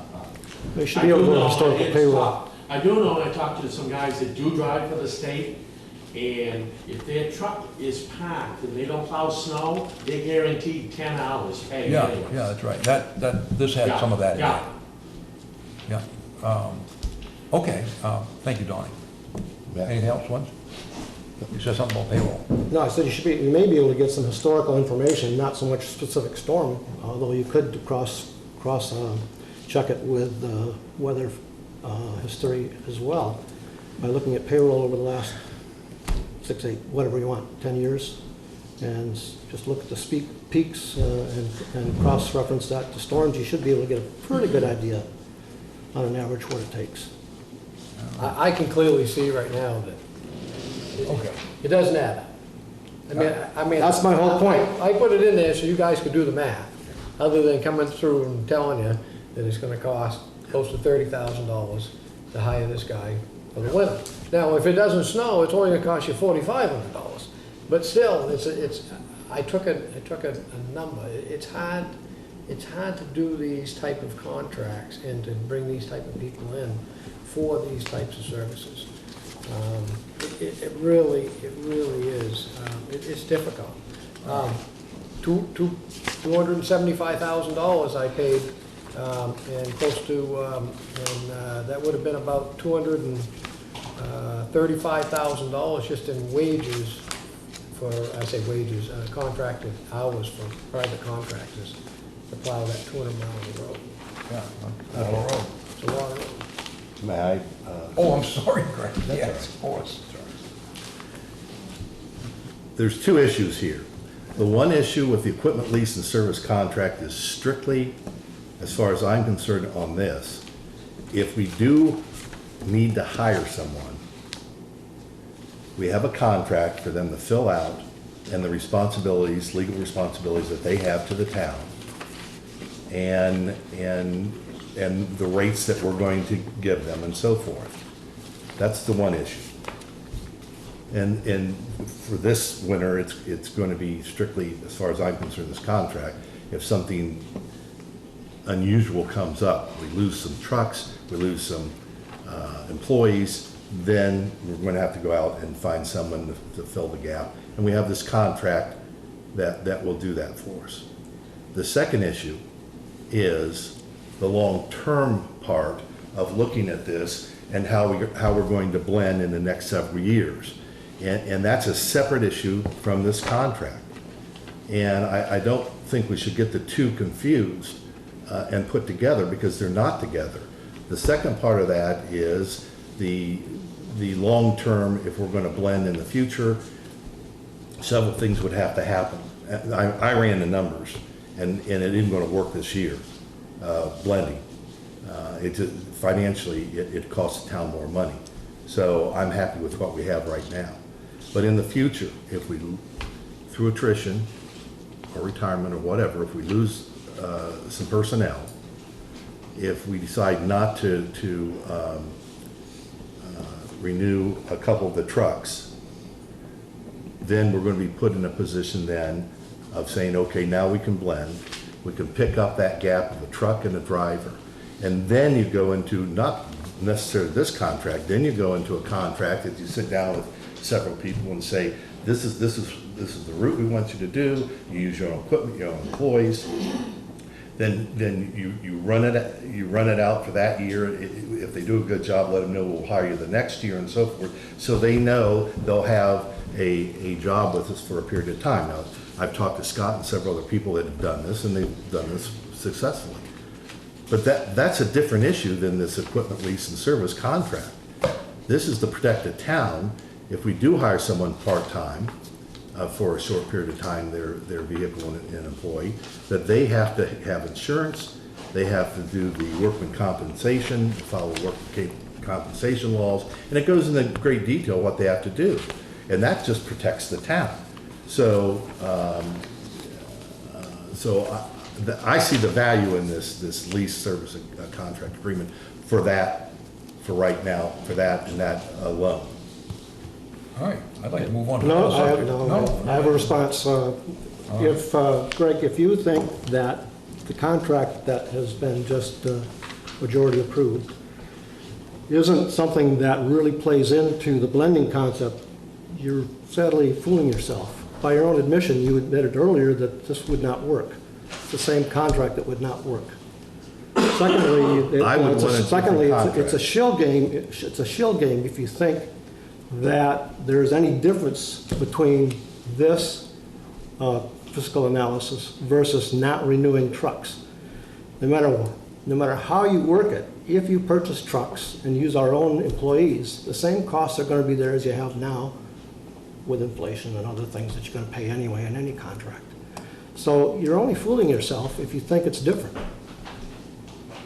Well, but that's a separate issue that we have to look into. It's not, it's the same issue. That's the whole point here. Wait a minute, well, okay, let me ask you. We're just back and forth. Yeah, no, but I don't understand his thinking on this.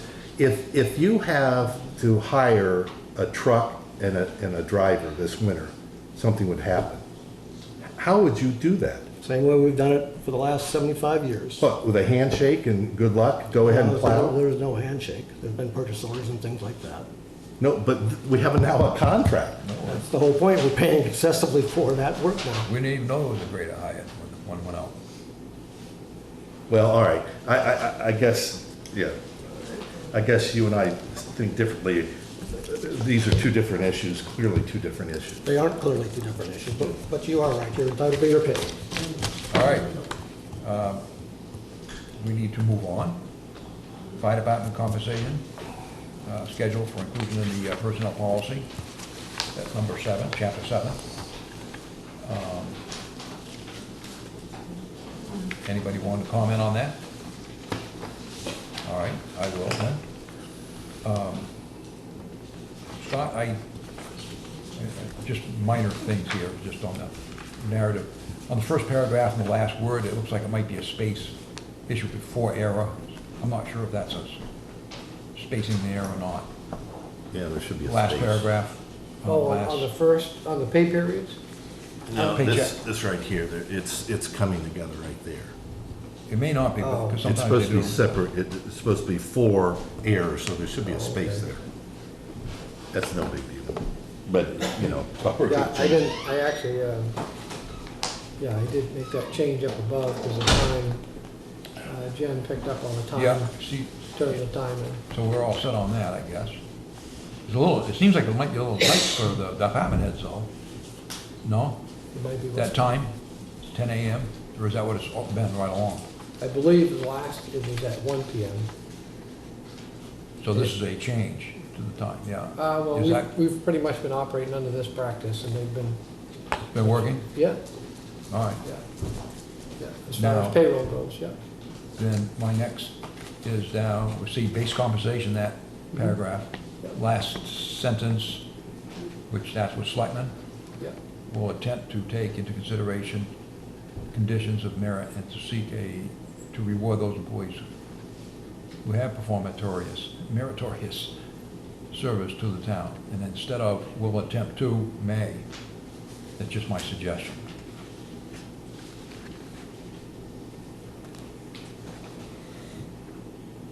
And then, coming down to the next paragraph, and you see the 1125 in that paragraph? On the very left-hand corner, or left-hand side, rather. Yeah, 1125, Okay, come up to the next sentence. yeah. Certified member? Yep, certified member with EMT would receive $10.25 base. Instead of and, I thought, plus additional $1 certification. You don't have to have additional. What's that? You don't have to have additional. Just plus would do it. Plus, Yeah.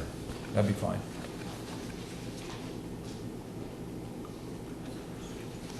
And I think that's all I had. You don't have to have all compensation there either, by the way. Where? Same sentence, you can just cross out of compensation. Oh, yeah. Okay. And that's all I had. Anybody else have anything? No? All right, any comment on the change? The rates here are those that were already acted on by the majority of the board a while ago? Is that where these came from? These rates here at, the base rate was $8. So it changed it from $8 to $8.25 on all of these. When was that action taken? No It action was- taken. This is the action. Yeah. We talked That's about all part of that schedule that actually was given to you, where the request was made a few meetings ago for the change of 25 cents Well, what was also asked for is because no financial analysis has been done, there was a request for the financial analysis, which I think your cover page may attempt to try to do. Is that correct? On the staff report? On the staff report. Yeah. On the wage adjustment for the fire department, well, actually, it covers fire department, parks and rec, and library. Well, so the fire department portion would be $1,740 roughly, Correct. plus everything to the end of the year, which is not noted here. That's all inclusive. We took a snapshot of what was remaining for the rest of the year. That's full year, April 1 through December 31st. That's correct. And that, once again, I mean, if in fact they have a forest fire or something that blows it totally out of the norm here, that could have some impact Well, on it's it. an hourly rate. That's correct. You're basing it on average. We took an average, Year-to-date. looking at a 12-month.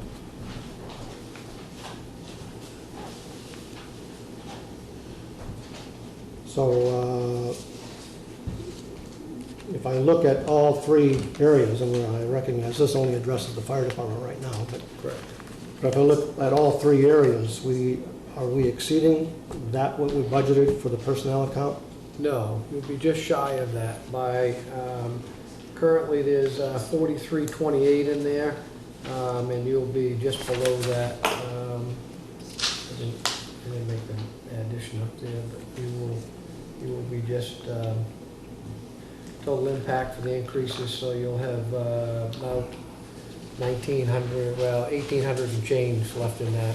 Okay, so the total increases for 24, 23 are for the fire department, recreation, and library combined? Correct. On recreation, I looked at the budget, and the budget of recreation can absorb those, but in reality is they don't have, with the exception of, I use David Gray and Georgina, right, Georgina, she helps out. They both do cribbage and bingo, so that they have a few hours in there, but it's a handful of hours each week. It's very small, and it appears that within the budget, under the salary line, to absorb that. Well, we're ahead of ourselves on that, aren't we? That's under a wage adjustment. Yes. It all fits, what I asked for was an analysis for the impact, and the impact is with all three of them there, so that's why the question. The other thing is, we don't have any comparative, Well, we're not.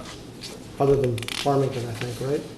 Yes, that was the only one that we were able to pull up. It's compensation schedules for volunteer on-call, call firefighters is all over the place. Some do it by a strict hourly rate, some have it as some of these certifications levels, going along these lines, but not a lot of data because of it. A lot of these departments are not developed. Yeah, this, the farming does, we went to it, I remember some time ago. As far as I know, it works good. According to this, we'd be $1.75 behind Farmington, paying less in Farmington. Yep. This is, Oh, good, those are the colored ones that I Yeah. couldn't read. yeah, Oh, good. really the colored ones. Yeah, that's one I see in this. The photocopying, Thank you. red and black, I guess. And so, I get This these, is just fire this is department. all part of our, This is just fire department. Yeah, that's just. Now, those raises that we've already given to individuals, The ones that were done last December Right. were done, No, those were not raises. Those were, from what I can read and what I've read, is those were for promotions. So in other words, if a person was previously a firefighter and they were made a lieutenant, then they changed, that's what changed their pay grade in that situation there. yeah, and you said so something, we're giving them another increase, is what you're saying? You could consider that an increase for the position in which they now hold, which everybody has. So in other words, if in fact you had somebody who was a captain on the fire department and you promoted him to deputy chief, of course he gets a different pay grade. Yeah, but that was all the adjustments that were done then, and now you're gonna give them an even higher percentage. I mean, this is getting to be absurd. Now, with this increase, this is an increase based upon the base for all of those different positions. No, come on. Those positions were adjusted at that time with all factors considered. Has nothing to do with base and all that stuff. It was given for the position. Now you're trying to give them another increase? Come on. Don't accuse me of doing I'm not anything. saying you, I'm using in Well, general. I take that I somewhat don't know, personally. I think it was Selectman Victor that originally But brought it up. So the now you're way- trying to give them another increase? Please correct me if I'm wrong, but as I read that, is that if you take somebody who's like a captain and you promote them to deputy chief, it's a different pay grade. Understand, but all that Okay? adjustment was done at the same time. Hold up. So that's a different pay grade, because he's got more responsibility, he's a Believe me, deputy fire I've chief. managed compensation for I- decades, so I come on. understand. You don't let him finish. But don't belittle me. I'm not belittling you. I- All I'm saying I'm is trying to- recognize what we're dealing with here. All right, you guys make a decision. Okay. So, just another question. Not you specifically, you, Scott, but now you're giving them another raise? I'm not giving, yes. He doesn't, The compensation raises. schedule, the request that was made was to By change the whom? compensation. By whom? by us. No, it wasn't us. By whom? Selectman Bickford brought it to the Okay. attention of the board. So Selectman Bickford is trying to give increases The board then directed me. in the addition to board those that have then- already been given. I believe by consensus, we directed him to try and come up with a new schedule. I thought we were in agreement to at least come forward with a new schedule. I don't remember. We were not your- in agreement I to do that. not remember your objections at the time, Well, you better but I review got a it then. feeling, as we talked, the majority of the board was in that direction. You better review it, I because what I said specifically is that you guys were ready to approve it right then without any financial analysis. And I said, absolutely no way should we be doing that. Fortunately, you saw that light, but obviously you don't understand that what you're doing is giving additional raises on top of raises you already given this year. Talk about unfairness between departments, this is getting absurd. I don't, I can't even believe you guys. there isn't anybody on More of the this same. schedule that makes as much as a, say, police officer. That has absolutely nothing to do with it. Well, you just said a department, you're going into comparing departments and say, we're not being fair. These are part-time people that come out, they get no benefits. Their starting pay to come in You is want me to repeat what I said? $8.25 an hour. You want me to repeat You what I know said? how, that is extremely low. I said Have you unfairness heard between about departments and McDonald's serving in paying? terms of increases. Have you heard about, the $15 an hour thing? I think we need to keep these people on. I particularly think we need to keep EMT people here to run these ambulances. I think that's critical to have somebody come. And we're not talking an awful lot of money per hour for them, Well, or the officers. I agree This with you, just good to is have them not- come, even when there's a difference in leadership in that department, it'd been nice to have them coming, but then when they come back with a different leader, that's Speaking of that, okay you too. were willing to pay somebody the chief pay of what? What was it, $25 an hour? And we had another guy, when he had a chief working for 17? What was your cost analysis?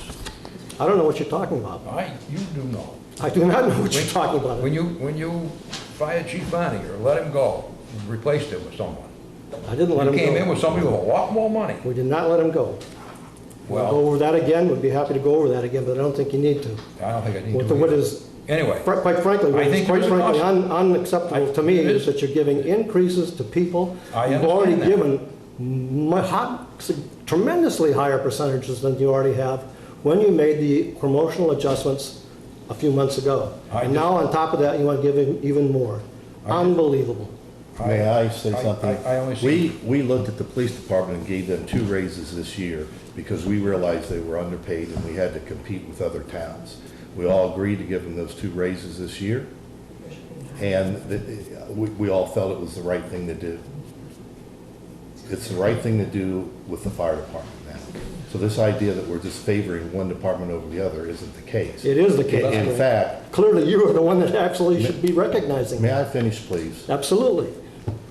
You were the one that didn't want to go out of the first quartile for the police department, and I said, we need to go outside that first quartile. I think you better check your facts. What I said is that not only do we need to do it for the police officers, but we need to do it for the other officers. Does anybody because get to there's see- Because there's wage compensation compression.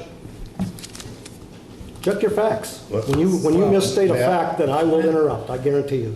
Did you finish?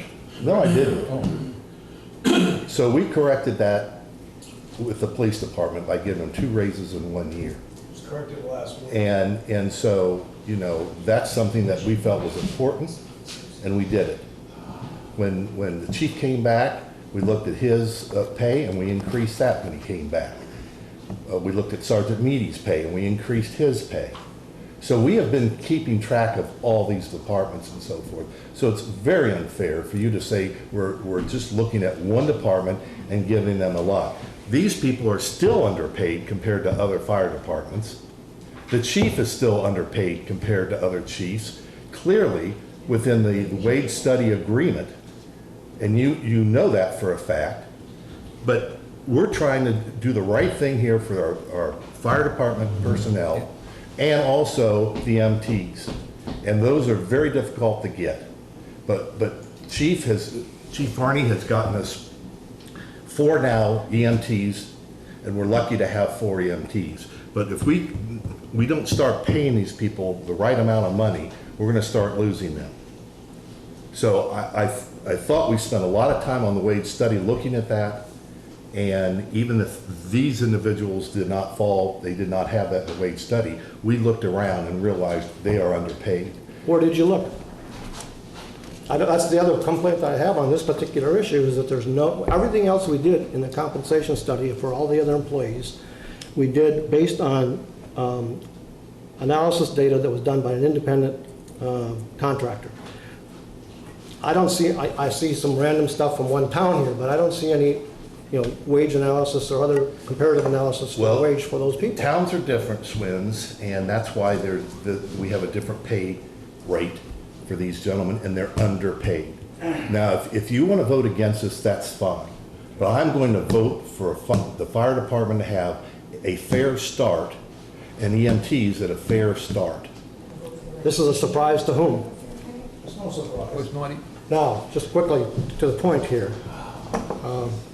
I have no problem looking at what the fire department personnel should be getting, but it should be done similar to how we did it to other departments, and that is an analysis done for compensation relative to surrounding towns, similar to what we did for rec, highway, police, etc. Well, it didn't get. I would even go so far to say is that those individuals that perhaps were not impacted in our earlier majority decision for adjustments to new positions, perhaps they should be looked at, no question. But to do it across the board to everybody, to those that we've already adjusted with significantly higher percentages than other people, and then to incorporate that as part of an overall recommendation for me is, again, a complete miscarriage of taxpayer funding. Now, keep in mind, this does not include the chief.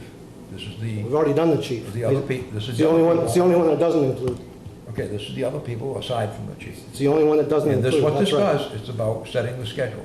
And just And you quickly, so the remember- public understands, you we did remember- adjust the chief's, fire chief's pay based on the compensation study that we had, My both point from the is we're fire not- chief side as well as from the building inspector side. I don't Okay, think. Code wait a enforcement minute, wait a officer minute. side. That's not accurate at all. We looked at the wage and still underpaid him. The That's not what I lowest, said. the What I said is lowest, we did adjust based on the lowest- compensation. in the first quartile, the lowest amount was $25 for a fire chief. This fire chief is well under that. So this idea that What we're. is the fire chief now? Excuse me, may I finish? Yeah. You've interrupted Scott, you've interrupted me, you've interrupted Dave Bitford. Sometimes I'll listen to you, but allow me the Please right to finish. speak.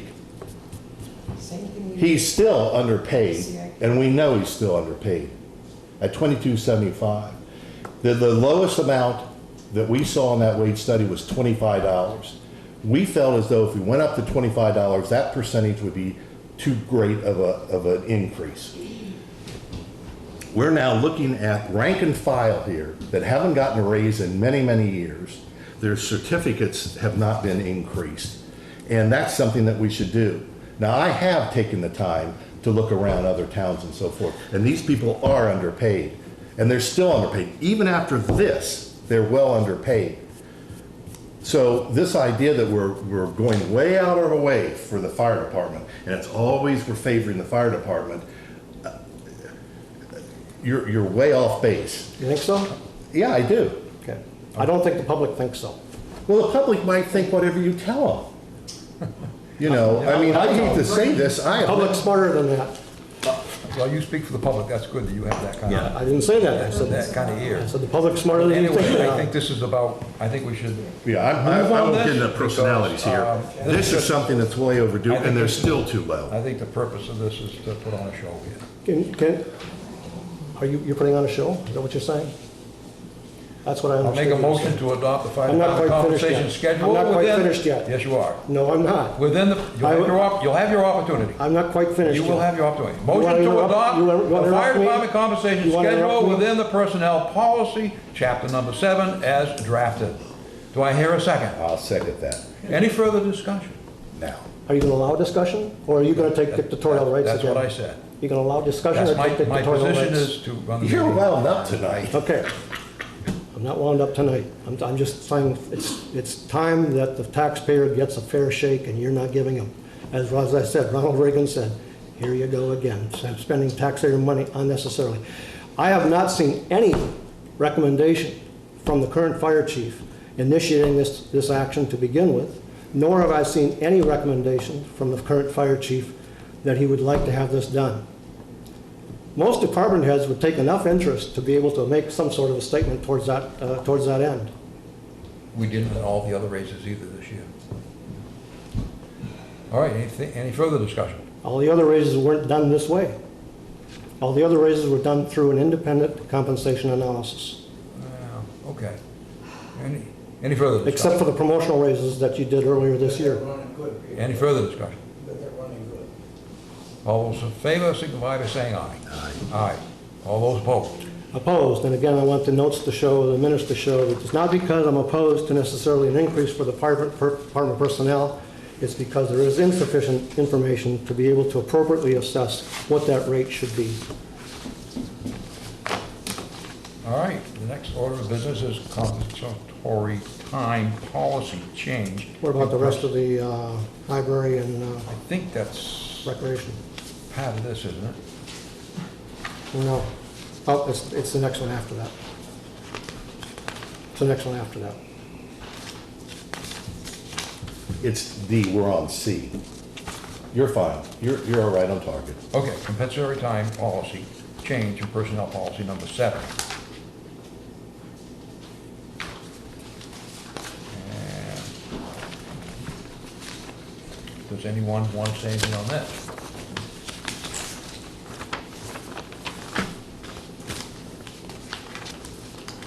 Anybody gonna address what I said?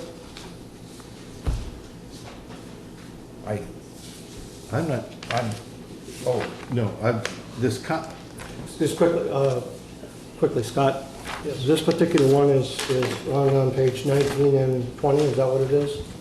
Of what your handout is? That's correct. Yes, it starts on 19, and you'll see on page 20. What you're crossing out, right? Correct.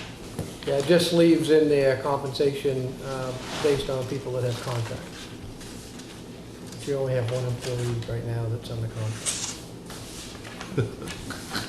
Well, yeah, for compensation, it has, spells out the Right. contract. I'm under contract. I know. The only thing I would say was, this was brought to my attention when I took over to be looked at. I can tell you that I ran a highway department to go to Clayton's concern, and we had comp time when I started, and we eliminated comp time for the main purpose of having leave time that allowed for both personal time and allowed for sick time and allowed for vacation time, even though vacation time can't be used in the winter time, at least where I worked before, in that situation there. But if in fact it was a fair weather day and somebody needed to go to a doctor's appointment, they could take some personal time or vacation time in order to do that, just as well as another type of situation that might come up in fair weather. I think most department heads work within that realm. I can tell you that comp time can be very difficult with a small crew relative to scheduling and staffing, because comp time basically is a short window of time in which somebody can alert you to when they plan on utilizing it. And in that situation there, you have a cap on yours, from what I understand. And with that cap, that's a good thing, but it does become cumbersome in a small work group in order to schedule and be able to maintain the same time. Well, I'm not gonna approve anything that has to do with comp time. Well, So, are we, sorry. This is comp time coming out. And Is it a- instead, in lieu so of, what you're asking in this is, we're pulling all comp time out. So that clears the way, so we don't have that problem from this point on. Yeah. and in You lieu- will, you will pay them overtime for their. Yeah, Yeah, in lieu of that's that, the you're point. paying overtime. If a person works overtime, we should pay them overtime. I don't have a There are two problem key issues of which that one is that there is no longer a self-tracking or other tracking of comp time because no comp time is allowed. But the town does incur overtime, which it would pay through comp time, at least the time part of it, not the half time, but the time part of it.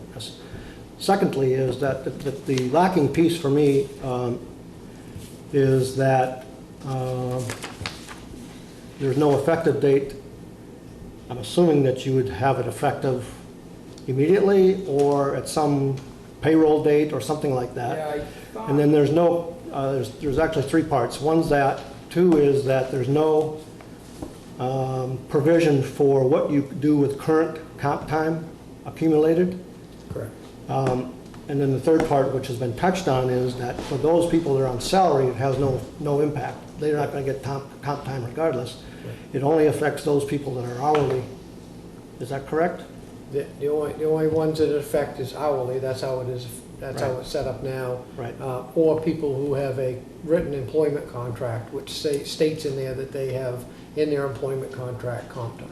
So you And we can't have one of change, you those. can't change this policy. No, I understand. And have that. Contracts, Yeah, you know, contracts. contracts trump this. No Yeah, pun it- intended here, Not guys. necessarily.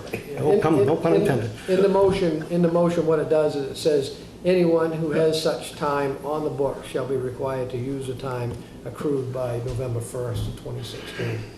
And from what I understand, I don't know that there's anybody down there that has a huge number of hours on the books, I if have any. no idea. I don't know. You'd have to call down tomorrow and have them check it out.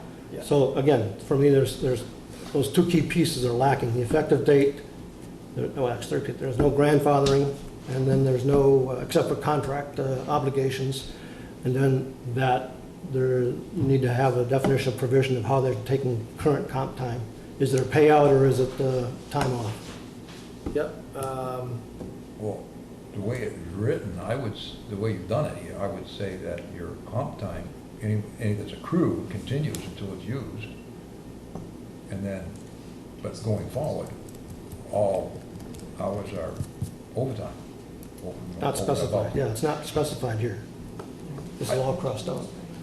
I would almost take it that when you, in fact, That's all crossed out. enact the changes in the personnel policy, that is the effective date. Yeah. So Yeah. the ceasing of accruals would happen, if you adopt it tonight, it would be today's date in which that would occur. Right. And we would write the release of people for notification making it effective today, if that's the date you wish to use. Right. And then it also would give them the notice that they had until November 1st to utilize up Well, the other. The part that you don't know is whether that is too much compression for them to take off all that time. I mean, I don't know if somebody's talking about 300 hours or 2 hours or No, no, what. They couldn't carry any more Alright. than I understand what they 40 couldn't, hours. yeah. but- But once again, you could have 5 guys down there with 40 Right, hours, so you right. get 200 hours. And that's what I'm saying, you need to Yeah. work that through a little The bit more last time operationally. I was alerted on anything, it was not a lot of hours. Last time I remember when Mark was here, they put a cap on it, only 40 hours, and the selectmen then voted that we had to use comp time first before Right. vacation. Right. Because you're able to carry over, if you don't get a chance to lose all your vacation, you're able to ask to carry it over to the next year. So I mean, the implied statement here is that existing comp time, well, it's 2 points. You know, one was already stated, overtly stated, and that was that the ceasing of comp time accumulation effective if this passes immediately. Second point is that existing comp time needs to be used up between now and X date, and you need to specify that. Or the alternative is a compensation payout, but Or, It is, it's November 1st. You Yeah. have to use it by. Yeah, it's in the motion. well, yeah, but not, That's what it's not I in said. the policy. It's not in the Well, policy. motion will work, the same.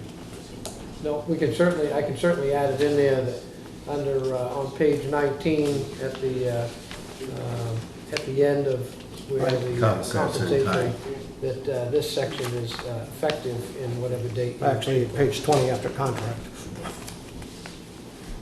Yes. That's right, contracts on the other page. Wow, that's weird. There should be an effective date statement if it passes. And, Effective date Well, as voted. Passage is the effective date. use, Yeah, I mean, it's, well, it should be shown in the policy. Generally, I've tried to compartmentalize these into these chapters, and that's why you see at the bottom, the different effective dates and when it was Yeah. amended. So I Yeah. kind of was using that as the rule and guide versus writing it in on each individual one. That Yeah. doesn't, my idea was to try to compartmentalize the chapters and try to look at the chapter as much as we can, although some may have to come back and be revisited, because I know there's been some discussion about, maybe some other sections, possibly on longevity and Mhm. things of that nature, so. Yeah, there's other things. I don't mind putting it in there, whatever works. Yeah, I think you need in the policy the effective date, which I think is going to have to be tomorrow, not today, by the way. Yeah. So I suggest effective date of September 20th, 2016. And that all employees must use all existing comp time not later than November 1st, 2016. That way, 6 months from now or a year and a half from now, if there are concerns or complaints or whatever, does that clearly give, part of the policy. does that give them enough time? Well, that's why I asked earlier. You don't know how much time is there. I think so, but I don't think anybody down there has a huge, You can only- they usually use it all up, to be perfectly honest with You can you. only accrue 40 hours. Yeah, you can only. I mean, you So- take a day They don't off, carry- it's 8 hours. and every right year, there. and I That's 5 believe- days. Every year they had to be cleaned off the books, isn't it, Donnie? What's that? They have to be cleaned off the books at the end of the year? Yeah, it says over here, Supposed to. what you get In the I cost. policy. think you got it in That's the what I thought. policy. Yeah. The employee may not accrue more than 40 hours compensatory Comp time's an time absolute nightmare to manage, so. at any time, not to lapse at the end of the year. Yeah. So, There it says revised 9/5/12. So why couldn't you Why- just change it until, like she said, towards the end of the year? Have to be used by the end of December 30th. Some guys may take a couple days before Christmas and use it. Yeah, I mean, That's that's fine. just a question. yeah. Yeah, but you don't want Well, I them, think you don't you're want them thinking- out during snow. What's that? You don't want them taking it before snow. They, Well, they have to work, they have to work. Well, I out. mean, if you get, that's the problem with comp time, they can. yeah, but Yeah, and that's why you should do it before the snow Most of them are flies. very respectful. Yeah. By the way, your policy now states that you can carry it over. Sorry. Your policy now states, if I read it correctly, that it does carry over. It says not to lapse, which means it carries over. I didn't put any language in about. No, you didn't. That's what you crossed out. Right. Yeah, he's getting the whole thing out of I there. understand that, but what I'm saying is that there may be employees which have more than 40 hours, because from the way I read that statement is that they can carry it over. Well, as of 2012, that's when that was revised. Not to lapse, which means they can carry it over. You want to, You better check on how much is really available. I think you're in good shape, but I would, no It harm in could wait be. the next meeting, all right, Scott? End of the year. Just put it at the end of the year. If they, let me tell you, if you've got some people down there, they got that much time banked up, we're in trouble. That's Okay, so not you think we could go that's forward with it not a now? good situation. How do we know that? That this has been the problem with comp time all along. And everybody I've talked to in every business, they say, never do comp time because you never know how to, show what person has so much comp time and who follows it. It's a very difficult task to do. So I'm glad we're cleaning this up finally. They can pull the trigger on you at any time, that's the other piece too. Well, that's What do you it. mean? Sorry, I didn't. In other words, they can use it at any time. Yeah. You do not have the opportunity to say no. And that's my point. So if it's the highway department, and if it snows that day and two guys want to take off, oh, no, we're okay. We've got this contract that we can go to. A small joke. What do you feel, Scott? Are we good with it the way it is, or should we wait? End of the year, as long as they use it up by the end of the year. Yeah, but what about, Well, first thing I'm gonna do is request a tally. But still, I mean, the end of the year is fine, but once again, that hasn't been an item that's been reported to administration. It's always been handled by the department head. Right. oh, And you got a new department head, so Donnie's the only one that's been around, and he doesn't even know. Is that correct, or can you I find don't that know what out? the guys have got. I know there's a folder down there with their comp time in it, it's not, when they come in the wintertime, because see, they changed it a few years ago that they were able to build up the 40, use some of it, and build it back up again. So there, Years before that, you could only do 40. yeah. So you say there is a folder there with those numbers in it? Personnel folder in the personnel file, the guys go in, like in the wintertime, I mean, how many guys want to put time away for comp time? And they write it down, and it's a whole list that goes right on, and they got a whole thing up there. Does someone verify I think that? you better go ahead and enact this. Was the road agent? Yeah, I think so too. Yeah, originally, the road A agent. little more idea, a little And the more secretary. The only issue I have, sorry, David. But so- The only issue I have Wait, is wait, that. wait, wait. I'm in the middle of a conversation with All right, Donnie. Go ahead, Donnie. I said, he can get the numbers tomorrow, but usually the road agent, when Mark was here, Mark used to keep track of that. Right. And the secretary. Okay. And we would say, we would put in and say, you know, how much comp time do I have? Okay, and this is, well, I want to take comp time. Like I said, back then, you had to use the comp time before vacation. So did Mike Clark keep this up then? Yeah, they got a folder down there. Okay. There should be plenty of it down there. I mean, Okay, okay. From the last couple of years or so, and last year. Okay, good. all right, Swen, you Scott have should be something you able want to to say? stop down and call down. They could probably give him a copy of everybody's, and here you go. Good. All right, thank you. That's enough, that's enough, that's That's what enough. I want to know. Swen's, Yeah, again, the point here isn't that it should not be done. I think it is the right move, quite frankly. The issue I want to make sure that we have in the policy parts, as I've already, and this is going to be very redundant, and I don't have a problem moving it to December 31st. So what I would suggest is that the amended phraseology is what you have here after contract says, with an effective date of September 20th, 2016, period. And then that could be a it could be the effective date rather than with the effective date, a separate sentence. And then another sentence, all employees must use all existing comp time, all existing of their comp time by December 31st, 2016.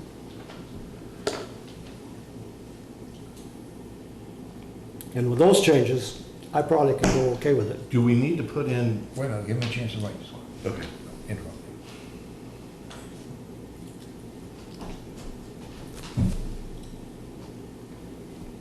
And Greg, nobody usually takes time off when the storms. okay, To answer your question, I know you're thinking it. Now, if there's a storm coming, nobody takes time off. okay. Or they don't, you know, they might say, well, I want to take a couple hours off early, it's not going to storm, and leave at noon time, and they Okay. use comp time or Yeah. whatever. We have a good crew down there. Huh? We have a good crew down there. I think they're very. All right, we've got an amendment that we added to the policy. I am fine with it. Do we need to put in, It's not really an amendment, it's just an additional change in the policy because we don't have an motion, so it's not really an True. amendment. we don't need to put in this, what is outstanding on each employee's comp time? That wouldn't be necessary in this. That's something that you can That's a go and find personnel out. matter. Greg, I didn't hear what you said, I'm sorry. Oh, I'm just seeing if we need to add something, and Scott said no, so we're fine. Yeah, as far as putting in there who has what. No, yeah, Yeah. not in the policy part, no. I wouldn't think so. I'm just trying to, cover all bases. All right, I'd like to make a motion to accept the changes to the compensatory time policy, which eliminates the provision to allow non-exempt employees the ability to earn compensatory time in lieu of paid overtime. Anyone who has such time on the books shall be required to use the time accrued by 12/31/16. That sound right? Add the effective date Okay, as the effective date. of September 20th. The effective date of the policy is September 20th, 2016, Okay, September 20th, 2016. is the effective date, yeah. Well, Effective 2016. I don't think you'd put it there then, would you? It's part of the No, motion. it's part of the motion. No, I'd say you It might. doesn't make any difference. But we've got it in the policy too, so. Right. Yeah, I put it in right after contract. So it's kind of, That's a little bit redundant, but it's That is okay. true. So That is do I true. have a second? I'll second that. All right, Greg seconds it. Any further discussion? No? Okay, all those in favor? Aye. Aye.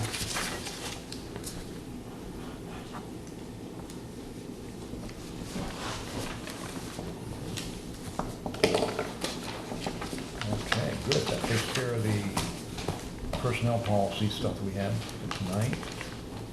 Right? Now we can look at the, Great development requests. We've done the fire department. yeah, done. So that leaves rec and library. Now, we'll need to, I would expect, do those non-public, if they're a personal thing, because we're not just changing the baselines or anything. That sound right, Scott? If you wish, if you want, if you're gonna have discussions about any of the personnel and their individual wages, so if you're gonna have discussion Yeah. about them, and whether it was, warranted, merited, or otherwise, I think we'd have to, type of thing, yeah. So if you're gonna have discussions in regards to that, then you should discuss those in non-public, because if in fact something was stated in a derogatory sense or otherwise, then it would not want that to reflect publicly in public and against that person. Just so that we understand publicly, that my position on those two would be the same as my position on the fire department, and that is that you need some independent compensation information before you make these decisions. Well, we have it with the library of the wage study. I don't think we have, we have some library, I don't know if we have all. Yeah, we do. I looked it up. and- Yeah, I and- know there's two of them or three of them, but I'm not sure if that lasted. I know, Okay. I looked it up. hey, be prepared, huh? I came prepared. Okay, I'd like to put that off then for that, and so that means we can, So you want to do those in, we're doing non-public. Yes. Sometime tonight, so we'll do that in non-public. I think that's where that belongs, Okay. at least to start off. Right. All right, tax deeded properties, right? That's the next thing on our agenda, even though I lost my agenda. What'd you lose? Nah, I got it here. Just There buried. it is, right there. I just get it buried, that's all. There it is. Okay, tax deeded properties,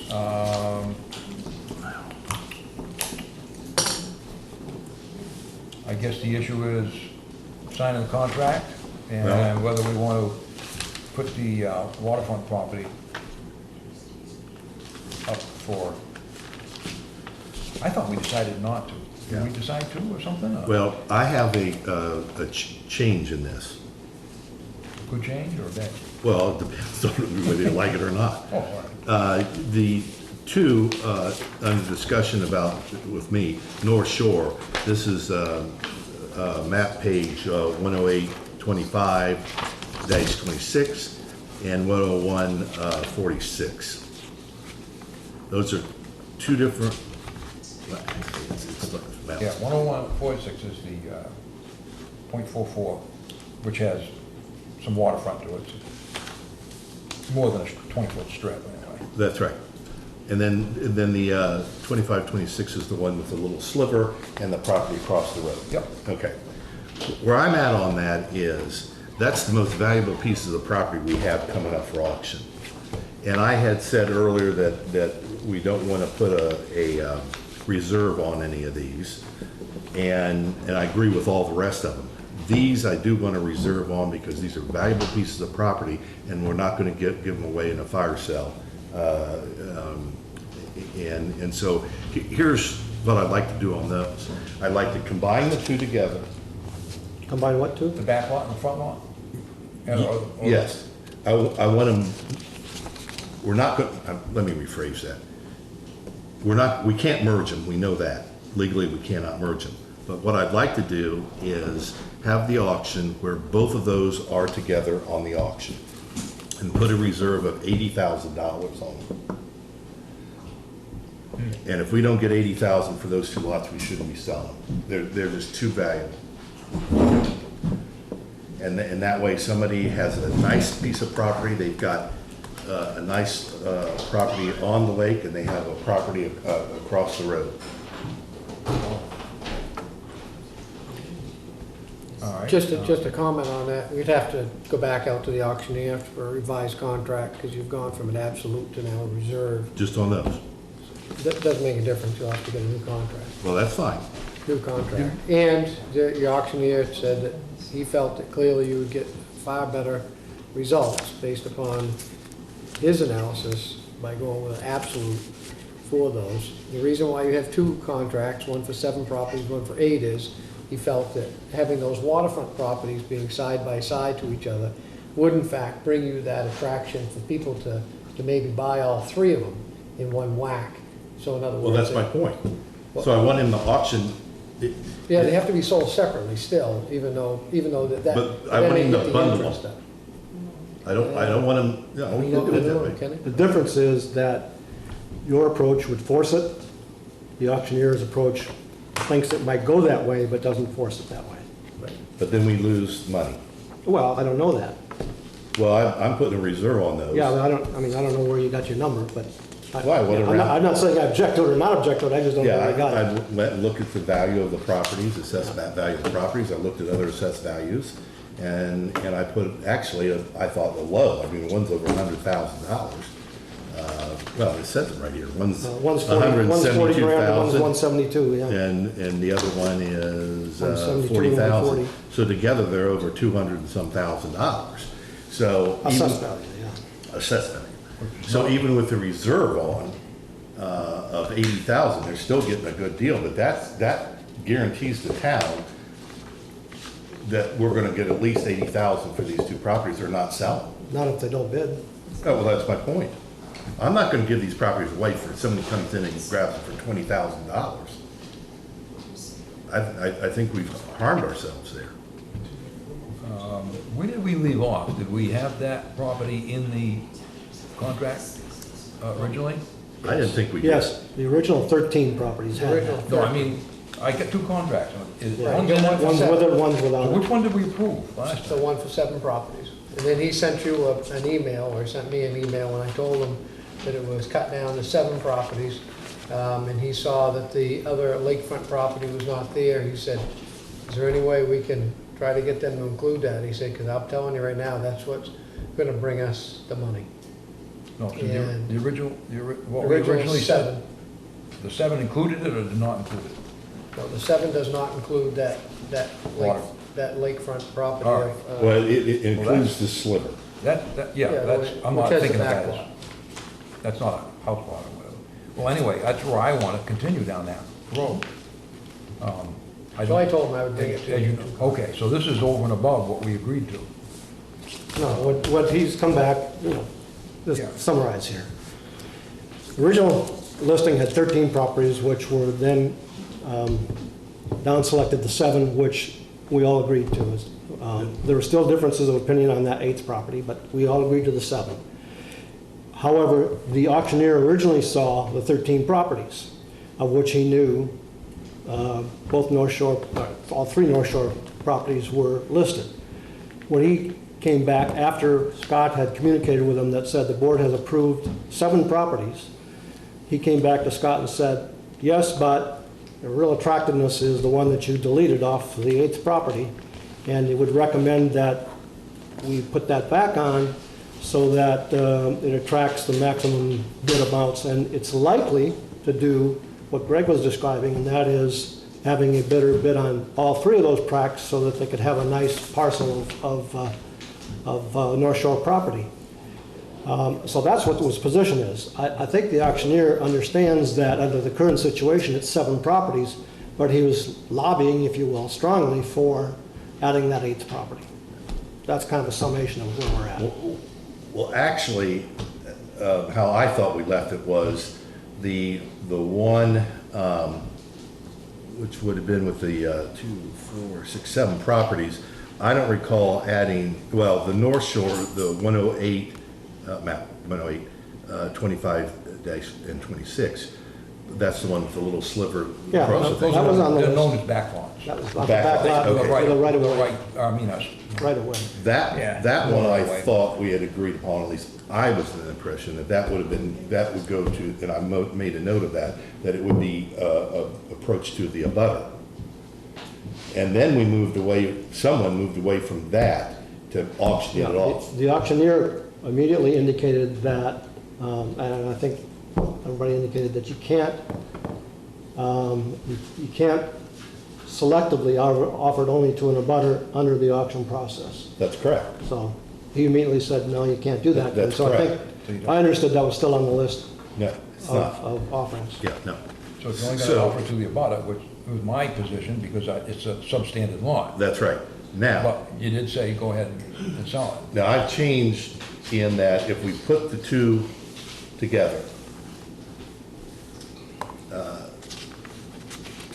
not merge them, but you're bidding on these 2 parcels, or actually, I guess 3 if you want to call it that, 3 parcels. And there's going to be a reserve of $80,000 on it. Then I would agree on selling that property on North Shore. But I'm not going to give away North Shore property. I'm not going to Okay, chance I'm glad you without know putting a that. reserve out there. 'Cause I And want- somebody comes in and grabs it for 20 grand, we just got snippered. And I'm more interested in not developing it, so I'll take you up on that. I don't have a problem, I think it should be sold, and I don't have a problem doing what Greg's trying to do. It's not necessarily the auctioneer's first preference, but I would join Greg in that approach. What do you think of the 80,000 reserve? Well, I said, I'm not sure how you got it. What I was hoping you'd say is you looked at what was owed to the town in taxes, and that more than covers it with taxes and penalties, but I don't have that listing with me right now. Yeah. But, I just but I looked don't think that's, you know, I don't know. I mean, if somebody can't comment looked, on that. if somebody looked at the assessed value of those 2, Well, yeah, but assessed value, yeah, Well, you know, yeah, no, you're right, but, let me kind of jump in here. okay. My issue is, I've heard from a lot of people in that area over the years, particularly when Red Oak that's Which is not, across that's not the in that lake. area, that's, and across the lake came by and they said, oh my God, they're gonna pollute us. They talked about it one time, just 100 houses. Well, you know, that's 20 acres to the house. They went, well, it's kind of steep over there. You know, this is really steep, I consider. And I don't think it's a good idea to develop it. And I don't think it harms the lake at all to have some land that doesn't have a house on it. And a porch, and a deck, and a driveway, and all that sand going into the, you know, pollution and whatnot. So I'm for anti-pollution. Well, And I'm saying you're gonna gain a whole lot more by a better way of life by not trying to develop every inch of that lake, and you're getting pretty close to it. well, I looked at that thinking, and I figured if somebody can put 80,000 or more down, they won't, I don't think they necessarily be polluters. Everything has its price. It's accumulative. It's always accumulative. Well, You know, one person only doesn't affect things at all, but you get 80 people. Well, that's true. I mean, and You get 100 places. it's as is, they might not be able to build on it. Why? I mean, they've got to go in front of zoning and planning. I just don't see contribute to it as a governmental body. I think, as I mentioned, I said before, I would do it, I would at least go to the people on Conservation Commission and have them, have them say, hey, you think we ought to have some more development on the Merry Meeting Lake? I got a feeling most of them would say no. This one just came up. I don't think this ever went through the vetting process that we did before with the others. Which we went to the planning board, I believe. I think we went to the Conservation Commission before we put them up for sale. this was on it, I believe. Hmm? I think this was on it. I don't recall that. No, this is something new. Yeah, I didn't even know we had North Shore, but anyway, that's where I'm at on this, so, you know. The back taxes on the 101,046 is 51,335. So more than covers that. Wait, let me write this down. The 101 is how much again? Is $51,335. That's Okay. 108, 046, right? Yeah, That's correct. 51,000 what?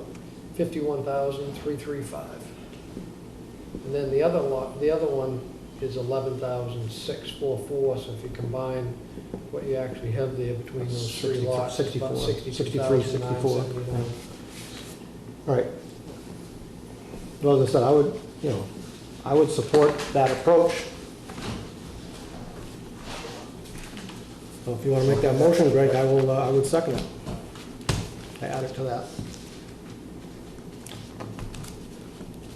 All right, hearing none, we'll move on. You want any discussion? Oh, wait a minute. Well, I'm not in favor of it, I'll vote against it. I just think you're selling out the sensitive area of this town for 12 pieces of silver. It's not always about money, sometimes it's about a good way of life and a lifestyle, and that's why a lot of people moved here. And just to make sure that we get every inch of that lake covered with another roof, I'm opposed to it. This is an opportunity. I see any time a property comes back, an opportunity to look at it and say whether it should be sent back out into the private sector or not.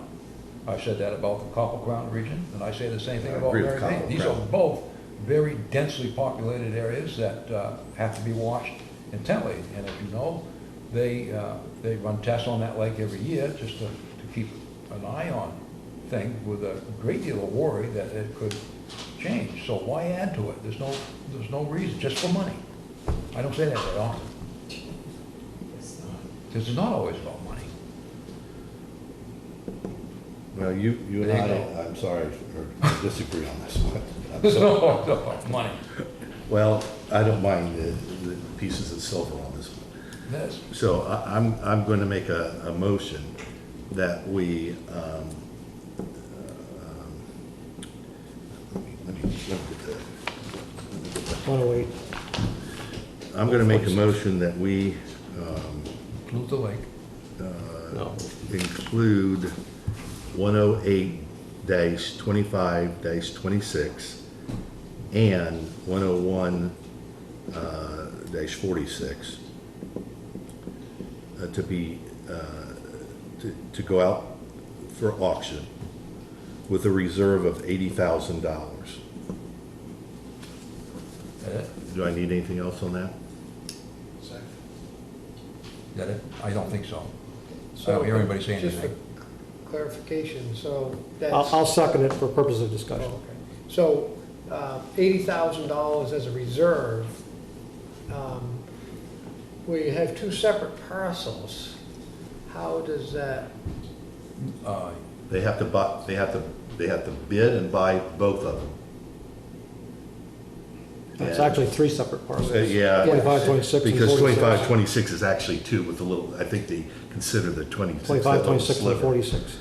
Which is fine. So if you, I'm just wondering. I spelled it out, so how. I think you could do that.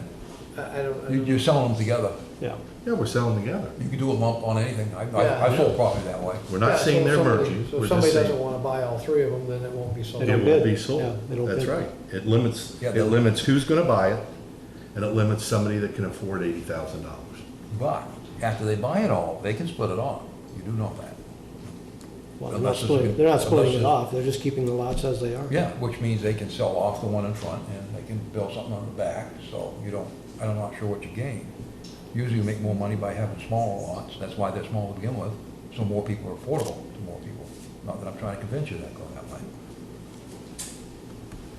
Unless all you can do,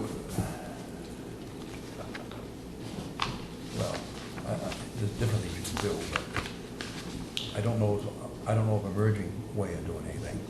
But we can't merge, we know I that. would highly recommend a conservation easement. They can, once they buy the property, they can merge it. Yeah. The combined is almost Because of the an road, the acre. road is what separates. Combined is almost an acre. Right. I saw that. Yeah, because of the road, I don't see that. They keep it separate lots. Well, you'd almost want to pump the septic to that second lot, is what I was. Well, I would hope so. Because you're not going to get it on that lot down there. It Not ain't now. fit.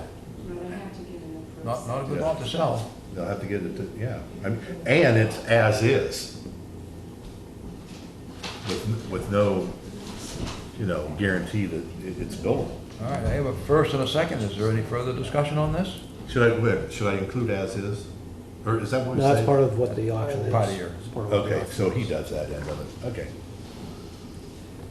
Any further discussion besides me?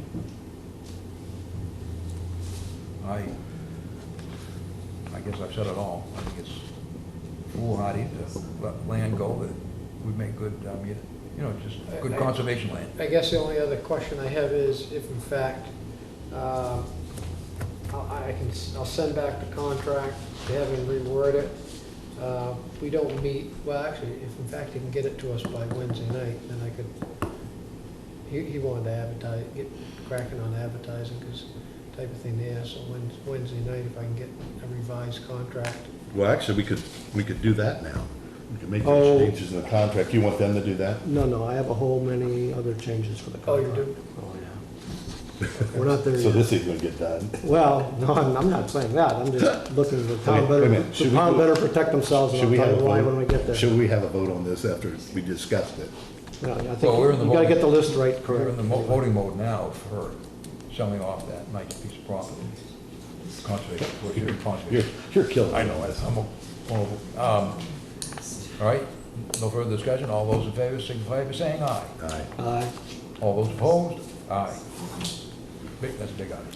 Carried 2-1. All right. Want to do the contract next? Yeah.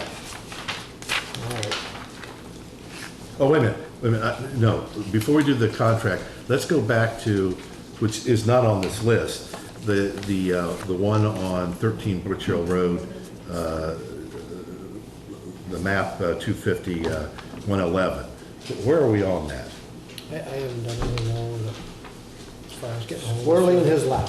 Huh? Squarely in his lap, but Yeah, I mean, I have to get a hold of the soil guy to come out and look at it, to see. So if, in we'll fact- just hold off on see if this for the this idea year. of Delineation of Okay, wetlands and all right, what kind of room is All right. actually there, all and the right. So, pins. so we won't try to push that one through then. I don't think, Okay, that's I fine. I think there's time. That's fine. Money, ready for the contract? waiting. Okay. Just a quick comment, and I'm sure this is usual normal language for the auctioneer, but under the, in the middle of page 1, under multiple property paragraph, extended bidding will, last sentence, extended bidding will occur if any bids are placed within a few minutes of the scheduled closing time or any subsequent extended closing time. For me, that seems awfully loosey-goosey. Either you have a closing time or you don't have a closing time. So I had a question mark whether that's really even enforceable.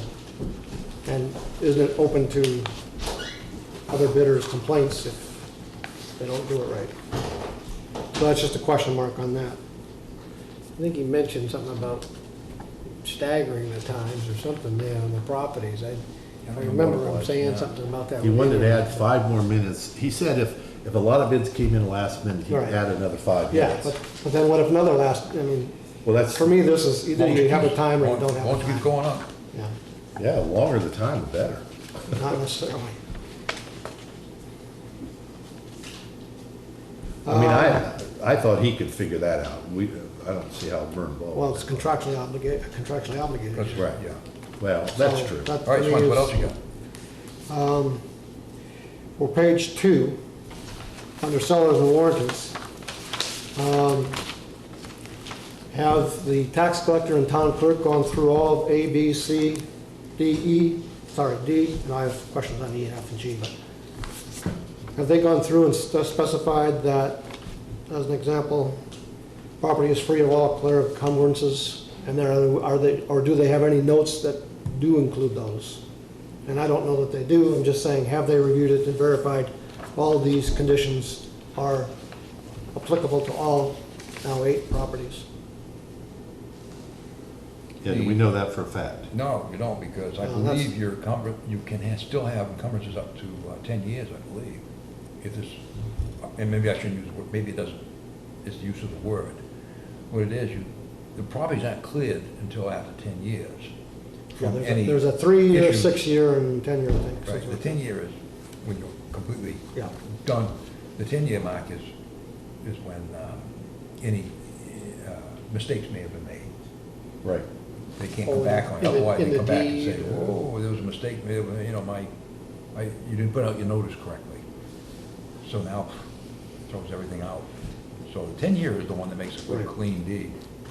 So I think what you have to do is look at those 8 properties and have each one specified on any encumbrance. Some of them are over 10, I think, so some of them are not a problem. But what you're gonna have to do is have either the tax collector or town clerk or both, line by line, indicate what is applicable Yeah, here. I pointed Under that out, B, too. under B, the same thing has to apply that all tax due and all that, I think, has to be listed now.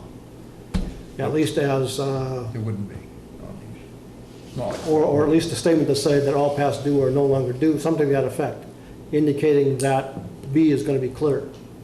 I think there needs to be a statement for each line. Number C is, there may be 1 or 2 with septic systems, but most of them don't. 3, okay. But most of them don't, but you're going to have to make sure that there's a statement to that effect that says, Don't know. and should have, well, as is, and you should have a legal statement from our attorney, which will clear us for any issues there.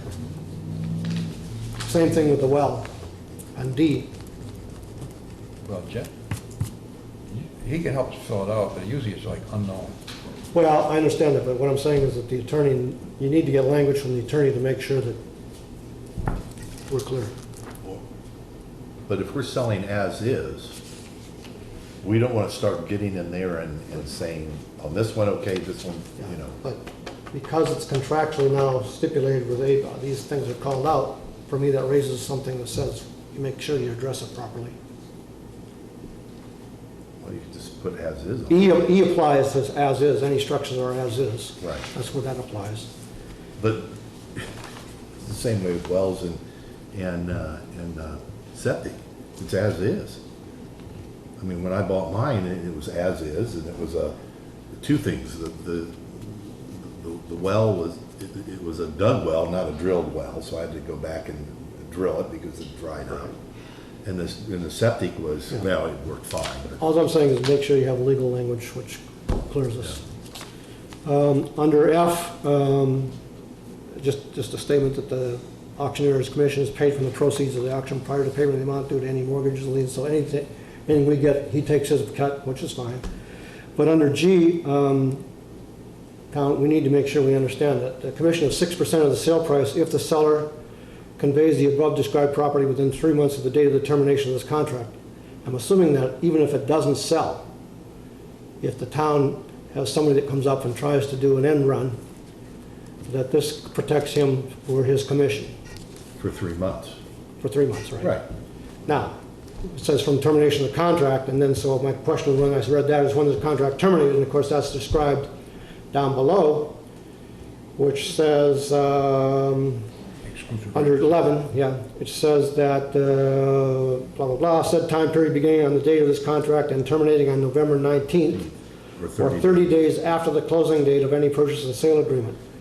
That, for me, is pretty open-ended. The closing date of a purchase and sale agreement could be 30, 60, 90 days out. So we need to make sure we understand, is that too open or not, is the question I have on that. Closing date of any purchase or sale. I think you have to, don't they have that in here somewhere? Purchase and sale, I think those have to be done immediately. after Well, the auction. purchase and sale is, but the closing isn't necessarily, is it? Right, closing will run, I think 30 days they give you to come up with the money. And yes, the closing can, And if they back out, who gets to keep that money? That's described later on here. yeah. Okay. Yeah. I thought it did, but he doesn't get a share of that. Oh, yes, he does. He does get a share On of number- it. 50%. On number 7, I think. But let me back up on one I didn't point see here, that, under I'm 10, I sorry. just want to make sure that it's understood here. The last sentence under 10 is specifically. 6%. Yeah, I noticed that too. But under 10 specifically, sellers further agree that seller nominee, or agent will not bid at said auction sale. So nobody associated with this process can bid. Make sure everybody understands that. Ooh, wait a minute. So that's the opposite of what we got from the attorney last time. He said if you go out to auction, anybody, I understand, but you can't, that's why I point this out. You're contractually obligated now that you cannot bid. because if you got town administrators with their name on those deeds, Well, not not bidding, administrators, but town clerk but she's not and county bidding. tax collector. She's not bidding. Maybe that's Cannot why- bid. Maybe that's why he's got me signed it. No, no, this has nothing to do with that. This is cannot bid. Right. So you We can't don't- bid on the auction properties. No one here can bid on this table. Can I bid on disagree, the auction because- properties. I, Just make sure you understand that. I don't understand. He wants to buy one. I I'm think not- it's- I don't know. I'm He's just, chopping at the bit. That's- I think it's fine. Why can't he buy something? I don't think. because you're contractually obligated not to. I had to put in here to take it out. Yeah, take it out. And 7, we're gonna have to redo that. Auctioneer shall be entitled to a fee of 6% of the fair market value thereof. Yep. There's no way I'm gonna agree to that. That's, no, that's if it's wrong. Did you get my comment If you on? withdraw any of those 8 properties now, between now and the auction, you have to pay 6%. Once you've locked in those 8, those are the 8. Yeah, when you- Otherwise, once you you pay, sign it, if you withdraw after- any of them, you pay 6% of the fair market value. If you don't withdraw them, that doesn't apply. Okay, well, that's fine then. So did you get my comment on 10, Scott? And which On that- one? On that last sentence on 10, to be removed. I actually don't think it should be removed. Well, you didn't think that way before, but when we did an auction, when we put stuff up. It never came to that. We never did this process before. Right. At least while I've been on the board. I've been trying to do it for 3 years. Well, we've offered stuff for sale, and we didn't put this in. And Well, I when think and anybody when I can asked- just- We offered to sale to a And when butters I only. asked about it, you were, We offered it to sale for a butters only. But Right. anyway, But, moving right along. But you don't want to say, I might want to bid on something. I don't want that, I don't want to be excluded. is your money any good? Well, it's as good as anybody So else's. there you go. Okay. All right? Are we taking that out? Aren't you glad we went through this contract? We did take that out. I already had it. All right, again, 11 I think is too open-ended. I think that needs to be firmed up a little bit. In that no closing date can exceed, or this contract ends 60 days regardless, or something to that effect. Number 13, I'd just like to have the attorney review that, make sure the language is acceptable. Which one's that, 13? 13, the indemnity one. Okay, so I'm gonna, Well, I give him a chance to okay, let Scott get caught up, okay. or keep up, rather.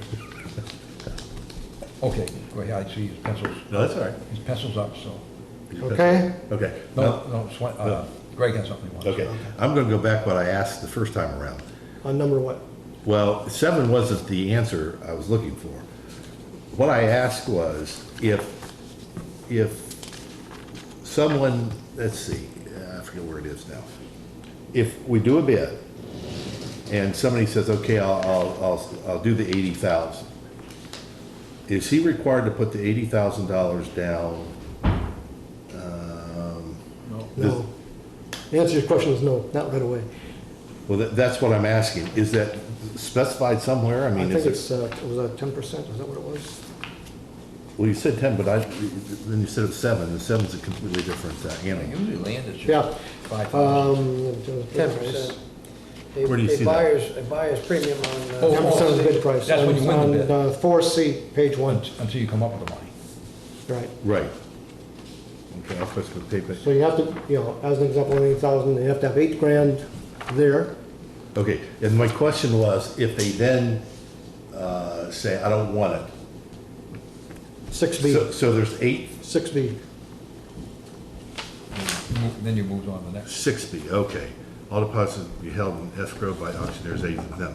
Upon forfeiture of the deposit buyer, actually, cost of the, right, well, they'll lose the 8, but who gets it? It's described there. Auctioneer's share of the remaining excess of Share commission. equally with the seller the remainder of the deposit. Where do you see? yeah, share. Oh, share. that's the sentence above it. Okay, there it is. All right, that's fine. Consequence indicate paragraph 3, from the forfeit deposit and shall share equally. Okay. All right, thank you. That was my own question. All right, what else we got? That's it. That should be enough. I don't know if we're gonna Scott, if you want to,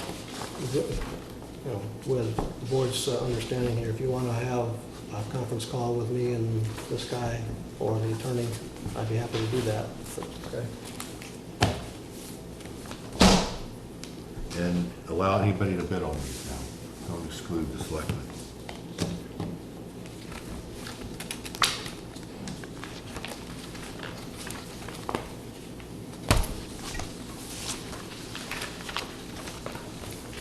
So basically, where we're at now is we do not yet have a contract that we're agreeing to. We do have a listing, but you'll get back to the auctioneer and say, here's where we are, fix the contract, right? And then have our lawyer review it. Okay. Yeah, I'll go over those points with him, and Okay? I'm guessing the town tax collector will have to, you know, reach out to somebody else for a little bit of guidance relative to those other sections. I mean, the encumbrance aspect of things, generally that would be within a title search, wouldn't it? Encumbrance is different than what I Yeah. mentioned. Encumbrance would be when somebody else, somebody has a lien on it, say, Yeah. for Right. instance. Yeah. So.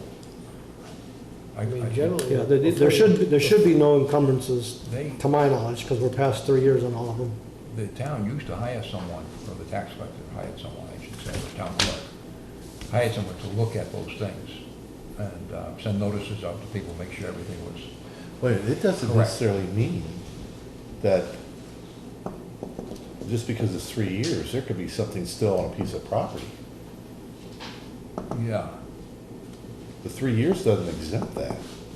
If somebody has a lien on the property, it's there until someone pays it I'm not sure. for No. 10 years. No, Well, the 10-year thing is for a mistake. Well, that's right, but how do we know there isn't a lien on these properties without going to the Because- deed? Because part of the process of that person who looks at it, which Right, we would not have the, sorry, I don't mean, we would not have the deed if it weren't, if it they, were still a lien on they're it. supposed to make notices to those people. Like I say, if they made a mistake, then yeah, it becomes nullified. Is that they They, behind that the clerk's door? office, yep, clerk's office, they send notices, like for instance, I had some property I once held a mortgage on. Guy didn't pay the taxes on it over many years, okay? And the town was in the middle, and they called me up and said, what do you want to do? You know, and I said, well, I ended up letting it go, because they wanted to do conservation. They said, well, we kind of like to take that area and make conservation, so I decided I'm going to completely back away from it. But I did have a right to do something on it, and it's the same with this. The lien holders have a right to act on it, but they have to be notified, that's the important part. Right. And if they don't do anything, if they don't come forward, like I didn't, then we're out of the picture. Okay, but we need them to double check that. That was my point. Yeah. Okay. Well, I would say that's all part of the process they should have already done. Double check, well, I know, they might have said they've done it, but would you mind having them double check all those? Oh, yeah. So we're not fly out the wing, hanging out to dry. All right, we're all finished on that? Wait a minute, do we need to vote on any of this, or we're agreement Well, I think on we have to the vote. change? Not until Wednesday. Well, not, the contract change, I understand, but we did I make don't know if you'll that, have all that by Wednesday or not. we made that change in putting the properties together, selling as one, and putting it as a, That's already motioned and passed. That part, yeah. okay, so that's set, That's already passed. okay. Well, that's what I'm asking, Just the approval of the contract. okay. All right. Which author- Who's authorized to sign it? Okay. Just action, sure we're covered. Well, that was longer than I expected. All right, we're gonna move on to the information technology services RFP. Yeah. And And I've got a staff report here for you on that, and a recommendation. oh, more? Yeah, just going down through it, just kind of breaks down what the monthly costs are in comparison with annual costs and 15-month period costs that way. Also just gives you a chronology. So the same-day computer on the one says annual bid, but it's actually for 15 months. The last two, same-day computer and Spalding are actually 15-month contracts. Yes. At, Well, they gave prices in the both lights. What I got is Lakes Region Computer. okay, Broke down to $1,797 per month. You got 33. Huh, okay, 1,600 on RM on. 17, 20, 30. That's what I got. 17, And let's see, 35, Spalding Hill, you got 1380, yeah, I get that. 35, See. 17, 3. Okay, 21, Yeah, 399, okay. So is there anything else you'd like to tell the board in making a decision on? Well, I This is mean, something I, we work I with pretty I closely. think that probably the, as I put in my recommendation there, that I would recommend continuing with our current Spalding Hill. network folks here at Spalding Hill. I think the price is, you know, they know our system, so they're able to probably price it a little bit better that way over the edge of other. I learned a lot as to how they actually price these units, so, which was interesting. And we're a little bit unique because we have more units. We have twice as many computers as what we have people, as far as staff goes. Yeah, So, one for each hand. yeah. You know, and granted, it's because of the part-time piece here that operates some of the computers. That, and we probably just don't maybe get rid of stuff, but. Scott, just quickly to Selectman Bickford's point, I think the first Lake Region's computer is incorrect on your sheet. I think On it should my be sheet? 1797. Oh, 1797? Yeah. I didn't bring theirs I down. think that's what your point you were making, right? Yeah, I done it also. Yeah. But, I Okay. just checked the rest of them, the rest but of he them wants okay. to, they were the second, no, they were the They were highest. the highest. So that's, Doesn't matter. but but Scott wants, sounds like he wants to defend the lowest bidder as being the best, still the best way to go. And then he was saying something about, he learned something about, Well, the way that they price the units. I mean, if in fact I hadn't had that conversation with them and our own IT person, you know, network people know how we use the units and such there. But people coming through the door, if you send them just that inventory of 33 units, the way that they price it, we wouldn't have been able to afford them on that because, you know, they either hit you either by the number of staff that you have or by the number of units. They're either billing it out at $100 a person, or they're billing it out at $175 a computer, or, you know, I mean, there's different spans there. Basically, the range was between 100 and 175. It's usually the number of workstations or whatever, yeah. Right, type of thing there. I mean, I think some of the only glitchy things that we had was just communication issues, and, you know, I think they've been very responsive on. would it be less if we had less computers and more workstations in place of computers? If the workstation thing worked out? I think clearly the first step was good in getting our inventory locked down. Yeah. The next step that I will ask them to do is to put together basically a 3 to 5 year strategic plan relative to where they see where we should be with our hardware and software, as far as upgrades and updates and replacements and life cycles for computers. I think that, you know, we've been reactive primarily right now, recently, since I've been here, just, you know, as things go or come up, you know, we've been dealing with them that way. So I think right now the best bang for our buck is to stick with who we got and keep our costs down and try to see how they do on, you know, taking care of some proactive stuff with us. Okay. So I will make a motion to authorize the chair to sign a contract in the amount of $20,700 with Spalding Hill Networks for technology services for the town of Durham for the period of October 6, 2016 to December 31st, 2017. I will second that. Any further discussion? Just quickly, Scott, I did cross out some parts of what you have in here, so Okay. you want to listen to what I said? Yeah, I saw you did put in Yeah. the monthly. Take out the 13A monthly and the 15 months because it's covered in that period. Okay, sorry. All those in favor signify by saying aye. Aye. Aye. Aye. All right, that's unanimous. Well, what do you have for G? Did you say you had something for G? Oh, yes. We had What was that?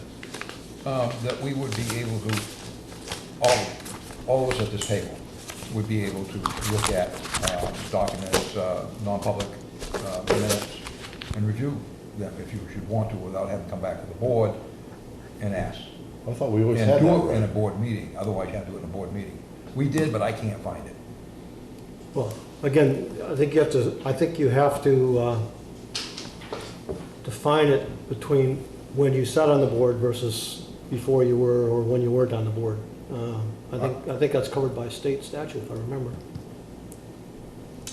I mean, I asked NHMA for a legal Yeah. opinion on it. Because the reason I recall that is that I was trying to find some historical information about 2 or 3 years ago, and it was indicated, I think it was NHMA indicated to me that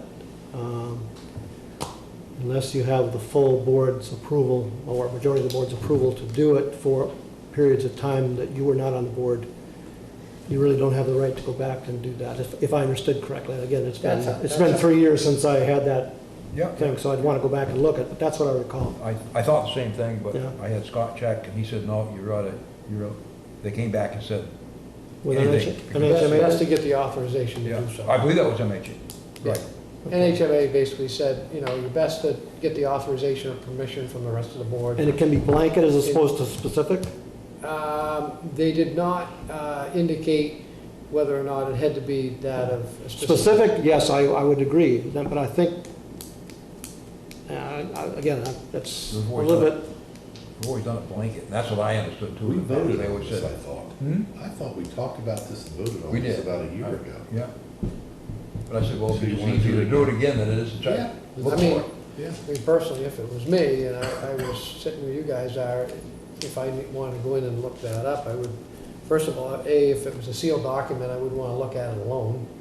I'm not saying that somebody would be reading it with me, it doesn't, not that it, I mean, as members of the board, you all have the same privilege to look at it as such there, but just for the Mhm. authenticity, so that somebody says that nobody messed with it, substituted one, things like that. Yeah, you ought to have a there was witness that. there. Huh? Yeah, you ought to have a witness there. Yeah, exactly, you know, I mean, and some of the old stuff, as we found, that they were actually physically sealed.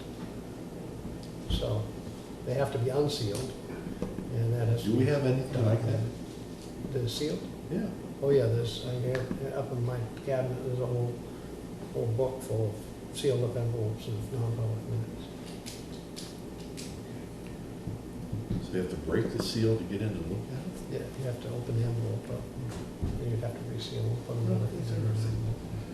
So anyway, I I'll, mean, the NHMA says they don't have to physically, technically, we talked about them being sealed, they don't have to be sealed. They just have to be under lock and key. Right. Right.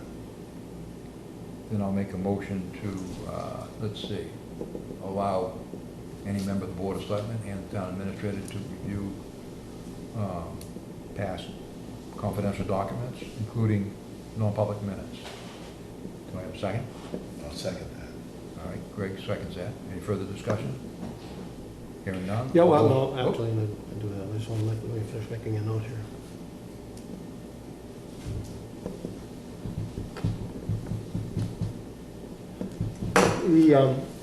Again, what I would like to see is the legal response to blanket versus specific. So, I don't have a problem in general doing this. I don't want to do this without having that legal review first. So, That legal, I should say, opinion first. so you want to know whether or not that, in other words, you're wondering if in fact it should be done each time for some specific item Right, versus it being a blanket. right. I just need Is that to, the- I just need to have a legal opinion on that issue relative to what I recall the communication, as I said, 3 years ago. And it may have changed that, so I'm not saying that's, but as I said, in general, I don't have a problem doing this. I just would not be able to vote for it until I had a legal opinion. All right, all those in favor, signify by saying aye. Aye. Opposed? I'll abstain. All right, Swins abstains. If we get any opinion, of course, we won't do it, you know, otherwise. We can wait for that. Hazard mitigation plan. Wait a minute, I got a new F. You do? Yep, New app? a new F. G, A, B, C, D, F, E, F, G, F. E, F, G, H, I'm sorry. I have H. I can't read my Oh, own okay. writing. What's up? H, okay. I attended the Meeting House committee meeting, and they had a consensus of of having Steve Bernard look at the meeting house with the idea that we would do the complete restoration, starting with the foundation, the framing, and the inside plastering and so forth. Get it done, all completely done in the restoration part of it. And that's with the understanding that he would give us an idea of what that would cost, so that then we could go out and go for grants, either with LCHIP or any of the other possible grants that are out there. So we have approximately 100 and some thousand. Now, we do have to write a grant. Let me, so I don't mean to interrupt, I just, when you say you have approximately 100,000, that's what you're saying, we already looked for as approval with that warrant and all that stuff. Right, Okay. right, so we have 100,000. So just throwing this out, well, let me rephrase this. We also have to look at the continuation of the, was it 13,000, if I'm right, on the LCHIP, to continue that into next year. Yeah. So we might have to write a grant for that. Now, If I may, last time Scott already indicated he was requesting an extension for that. Right. right, Okay, I did. well, I don't know if we have to approve to write a continuation of that grant or not. So you'll let us know on that. It's a phone call. Okay, that's a separate issue. Well, Okay, probably written. but the main part of the meeting was that they would accept the idea of getting this all done at once, with the understanding of raising the additional amount. So let's say that we're at 100,000, 110,000, whatever it is, right now. And Steve Bernard comes and says, well, if you want to do the whole project, it's going to be, let's say, 200,000. So we know we have to come up with $90,000 in either private funds or grants. You gotta come up with more than that, because your funds, some of you, the 30,000 of that fund lapses. 30,000 what? Lapses. When does it lapse? End of the year. End of this year? Yeah. Unless it's committed, which it could be done. So, well, we'll have to work on that also. But anyway, That it's, money came from the undesignated fund balance. General fund. right. So you'd have to redo that again, so. On a warrant article, or can we just vote that? Or you could Well, commit it. Warrant article, or you could do it in your budget, but. Fine. The warrant article, you're gonna use unfunded balance. You could commit it this year. Yeah, if we can commit it this year, then that's fine. We'll figure all that out. So with the understanding that we might have to approve the idea that Steve Bernard would go ahead through Scott with this new direction of getting this bid, or this estimated bid that he would have of the cost of the meeting house, taking it to the finished portion of it. How finished is finished? I guess I'm trying to understand that. Where I've always had a problem with this is, we seem to only do up to a certain point and then stop. And the one thing that felt embarrassed about is when we had New Durham Day, and people walked into that meeting house, and it was a mess. Other than the plaster, that wasn't on some of the walls and so forth, it was just a mess. And no one's gone in and said, okay, let's get this out of here, let's get that out of here. Just debris, people's lunch boxes are still there, we got trash in there and so forth. So a lot of that will be taken care of if we go ahead and do the inside work. But some of it's owned by people, so we'd have to ask whose containers are these and so forth. But the point is, I want to get it to a point that the plastering's done. Not only the foundation, the outside, but also the inside's done. And so Steve Bernard, if he could come up with an amount of money, then we'll know where we're at. We might not be able to achieve it, but at least we'll be able to say, this is a goal to get this done at this portion of time in restoration and so forth. So I'm bringing this up to the Board of Selectmen to ask if Scott would then notify Steve Bernard if he could go ahead and add that on to his bidding process. He had talked about just the foundation work and the timbering part of it, the outside, so forth, but also include the inside work and that needs to be done, including the plastering. All right. That's not something that's, I think I'm in favor of. I'm not in favor of. Mainly I want to keep the inside open for the time being. One, we don't have that kind of money, I think. Well, we'd have to get me, grants it's to fill it about, up. it's about getting it fixed up to the point where it's not gonna fall down. You know, get it in respectable order, Right. which doesn't have to include the inside, where it's locked up 90% of the year. Right. We don't even have a use for it. So, Well, if we let- did, let me I don't ask want, a- let me ask a- I'm almost done. You know, if we plaster it, then you gotta know where, if you're gonna have electricity, and you gotta run your power, your electricity, and you gotta, and all those things. What- So that's, and That once you would- do that, you can't change it very well.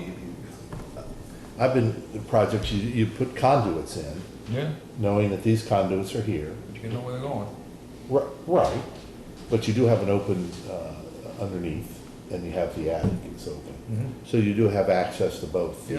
the crawl space and the attic.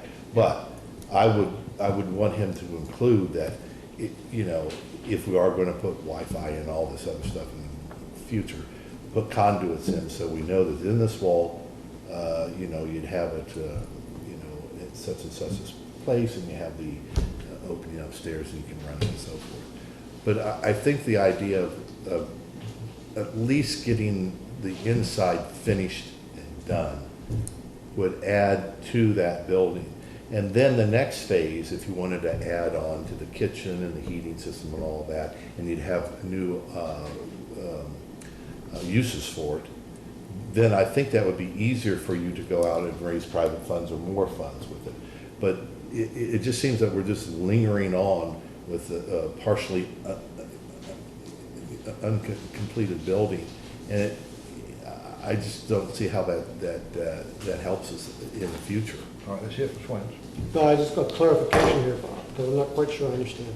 What you're asking, if I understood you correctly, is that you're asking for Bernard to go ahead and work up a project cost estimate to include not only the work that's already been described on the exterior, et cetera, but also finishing the interior to a plaster level. Right. Is that correct?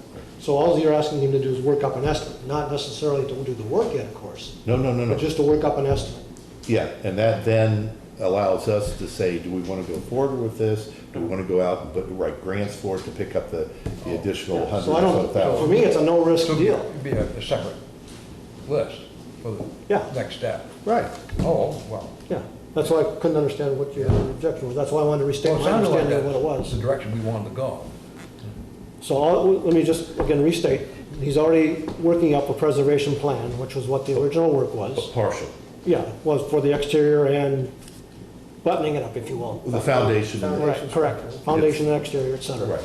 All you're saying is to approve him now also to do a project estimate cost for finishing the interior to a plaster level. Right. So, you know, we're not obligated to either use him or even to do the work. That's You're exactly just right. looking for a cost estimate. That's right. So it's, you know, for me, that's a no-brainer. And I think that's Is that what, you talking to the board or the committee? Pardon? I- Well, that's why I'm asking. I asked him if that was him talking or the committee. no, I'm just saying what I don't know that we Well, brought you're- up all that. All right, well, We were looking for a stabilization plan and whatever he would offer for free. free. That was the original presentation. Well, that was the original. At the meeting, You're adding other things now. I don't What? recall that we brought any of that up. the plastering and so forth, We talked about it, but we didn't say that had to be brought up in his plan. Well, okay. His initial plan. Well, let me, if you don't If mind, we I'd get a like, long-term plan out of it, fine. okay, tell us what were you at that meeting? Yes, it was. Well, go ahead and tell us what you, I just told you. oh, okay, good enough. Run it by I thought again. maybe there was more. Run it by again. If you would. If he's willing to do more for nothing, Oh, fine. okay. But that wasn't what we were looking for. We were looking for stabilization plan and whatever else he would provide for free. Well, just let me follow up with that. We didn't talk about that much about plaster, really. Well, just let me follow up. My understanding would be this would be a no-cost cost estimate anyway, right? right, I mean, you're not looking to pay him to come up with a cost that's estimate. correct. So I was- this would be a yeah, no-cost I don't estimate. think you even need to bring it before the So it board. wouldn't, it's still for free. Well, I mean, Still could do it. Scott's Yeah, gonna still have for to free. ask him to do Yeah. it, that additional Yeah. work. What was this, my understanding is what was discussed earlier for him to look at was the cost of the foundation, the exterior, and the framing part of it, the roof and so forth. This takes a step further and finishes off the inside of the building, what the cost of that would be, and give us an estimate of what that would be. So it takes it just one more step. Well, and you're just looking for a cost estimate, That's exactly. at no cost, We're glad to development. get the Right. building stabilized. Yeah. Yeah. Well, that we're gonna do. I just wanted to see if this is something Or something. that we could, Scott, how you understand what the needs are? Okay, that's all we need then. and then it tells us how much more money we need, either through grants or whatever, Okay, or private funding. now we can go on to hazard mitigation plan, right? Yep. They really like you to approve it tonight. Got a couple calls on it. Just, again, to review the original, I shouldn't say the original, the layout, the last part of this discussion was that I certainly wasn't, I think there were others of the same opinion, we're not willing to approve of the draft that was before us on the hazard mitigation plan because there was a specific sentence relative to town centers and a dam area and Shaw's Pond, et cetera. They did change the wording, and I think it's really only one sentence. They crossed that sentence out and said that the Kings Highway, Shaw's Pond, and Mary Meeting Lake Dam development areas are also in the northern half of New Durham. Just a statement of fact. So for me, I don't have a problem with it now. Nor do I. No, no. All right. Good for a motion then. All right, I'll make a motion to adopt that multi-hazard mitigation plan of 2016, updated as written, and pursuant to the certificate of adoption into the record. I guess that technically it's supposed to be read. Pardon? This whole, That's an awful lot, this whole really. document, a lot of whereases, but, So we need to read that out loud then, yeah, and then vote on it? apparently so. All right. I can read it. We need to change the date. Yeah, yeah. Okay. Read it into the You're record. gonna read it in the Okay, record? Scott, you feel like talking? Yeah, I guess. Go ahead and read I'll do it, it. I'll do it. Okay. Because it's probably better if it comes from a selectman. So I will make a motion to approve the hazard mitigation plan as follows. Plan submitted to FEMA dated May 17th, 2016, conditionally approved July 18th, 2016. Whereas the town of New Durham authorizes responsible departments and/or agencies to execute the responsibilities demonstrated in the plan and received funding from the New Hampshire Division of Homeland Security and Emergency Management through the Pre-Disaster Mitigation Grant Program and assistance from Stratford Regional Planning Commission in the preparation of the Durham, New Hampshire Multi-Hazard Mitigation Plan Update 2016, and whereas several public planning meetings were held between November 9, 2015 and March 28, 2016 regarding the development and review of the New Durham, New Hampshire Multi-Hazard Mitigation Plan Update 2016, and whereas the New Durham, New Hampshire Multi-Hazard Mitigation Plan Update 2016 contains several potential future projects to mitigate hazard damage in the town of New Durham, and whereas the respective officials identified in the mitigation strategy of the plan are hereby directed to pursue implementation of the recommended actions assigned to them, and whereas future revisions and plan maintenance required by 44 CFR 201.6 and FEMA are hereby adopted as a part of this resolution for a period of 5 years from the date of this resolution. And whereas an annual report on the progress of the implementation elements of the plan shall be presented to the Board of Selectmen, whereas a duly noticed public meeting was held by the New Durham Board of Selectmen on September 19. well, I change it. on this. yeah, 19, but I guess, yeah, December 19, 2016, to formally approve and adopt the New Durham, New Hampshire Multi-Hazard Mitigation Plan Update 2016. Now therefore be it resolved that the New Durham Board of Selectmen hereby adopts the New Durham, New Hampshire Multi-Hazard Mitigation Plan Update 2016 as an official plan of the town of New Durham, in witness whereof the undersigned has affixed his or her signature and the corporate seal of the town of New Durham this 19th day of September year of 2016, and I authorize the chair of the board to sign on behalf of the town. I'll second that. All those in favor? Aye. Aye.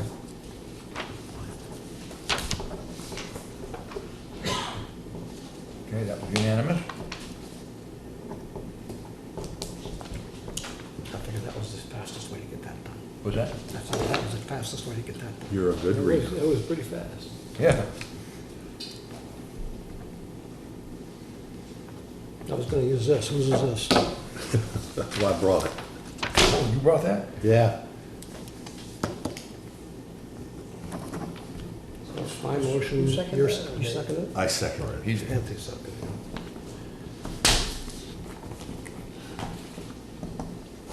all right, do we want to, do the Durham Fire Station Community Room, or should we hold off, given the hour? We'll hold off on that. Huh? We can hold off on that. How about the next one also? That one, actually, I think we pretty well have that done. I wouldn't come to that Oh, conclusion quite I'm yet. sorry. I'm All sorry. right, you want to share information on it, so, Well, I would rather, let's postpone that too, because I have a bunch of fairly minor stuff for the most part, capitalization, punctuation, all that crap. Well, I did too. But I'd rather just go with the town, with Scott at the future and go from there. Okay. So I have you, one addition, small piece, but anything What that is we it? Be argumentative about, or we would be that way? I'm 6. I have 6 during non-public session, after meeting, third line. Third subsequent regularly scheduled selectmen meetings. Yeah.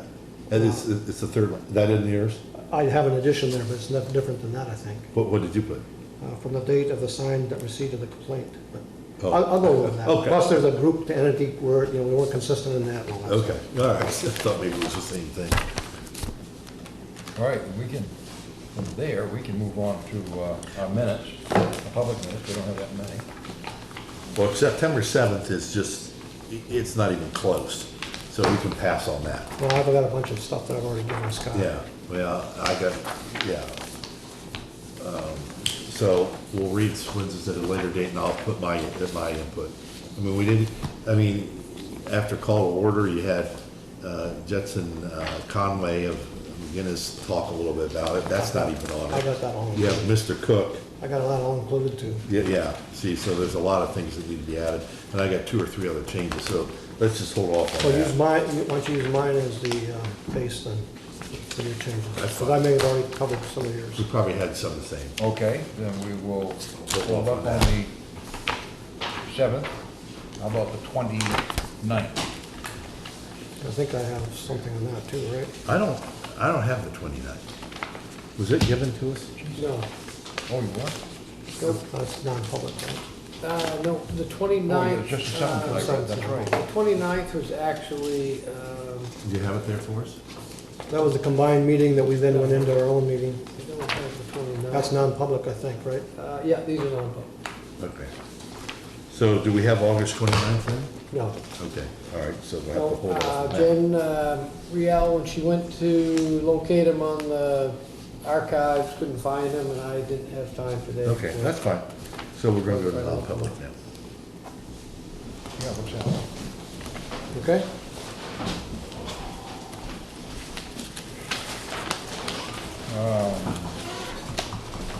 Compensation, is that? You've got A, B, and C, is that what you wanted, Scott, for non-public? Or you just want A? Request for non-public, you've got, in the title, you've got all 3, and I don't know if that's a generic. But then below that, you I say tend you to want make an them A. generic. Well, we have the library talk Get the about library and the, Yeah. maybe, report. Doesn't that come under A? that would come under A for compensation. Okay, so do we need any B, you don't need, that's hiring, so we don't have to, you can strike B. C? And C is the one there, it's kind of the catch-all in case you say something. Reputation and all that, right? Reputation. So we need C. You want to do C? Yeah. Okay. Just in case we talk All about right, it. then I'll make that the motion. I'll make a request for non-public RSA 91A:3, Roman 2, A and C. I'll second that. All right, Greg seconds that. Okay, just quickly, what we're doing is the wage thing for what we postponed in the public session. You don't have any litigation, right? Okay, and minutes, that's really it, right? Okay, I'm not sure, whatever Scott wants. that's why I'm confirming. All right, I think he's got Have we, employee stuff. Yeah. and I don't know if this is non-public, but have we, No takes. the second part of what we signed off on last week, and then Sean signed and sent it back to us. And then that has to go to their attorney Why don't we to do be this in- taken off the, oh, is that non-public? I don't know what you're I gonna think cover, so. but it's likely. Okay, I don't know what you're gonna cover, but it's That's what likely. I said to Clayton. It's in the town clerk's office. yeah, but has it been taken off of the suit filed by the courts? Yes. Yeah, I Well, I got don't know. notification today. Oh, okay, because we haven't seen that yet. Yeah, No. that's my point. I'll make a copy. But now that's is the finalized part of it, right? That is public then, That's it, yes. yeah. Okay, all right, So no, it doesn't have to be non-public. Yeah. okay. So that whole lawsuit's done with, right? You'll give us copies of the thing you got today, Till the next one. Scott? What's that? You'll give us copies of, Yeah, he's got a copy of that, he's got a copy. And you know, well, you, I might have something else in non-public to talk about. about well, it's covered under A or lawsuits. C? Well, I don't know, it's lawsuits, what's lawsuits? Litigation. See, That's, See? no, it's that's E. E, that's, Okay, so E is add, litigation. okay, let's add E. I guess we still can. A and C and E. Can we? it's You E, second it? yeah. Or you gonna second? I'll Well, do you we got have a to- motion under only A and C, so you can amend under E, or you can withdraw the motions and I re-motion. think we already voted on No, the, you have not voted.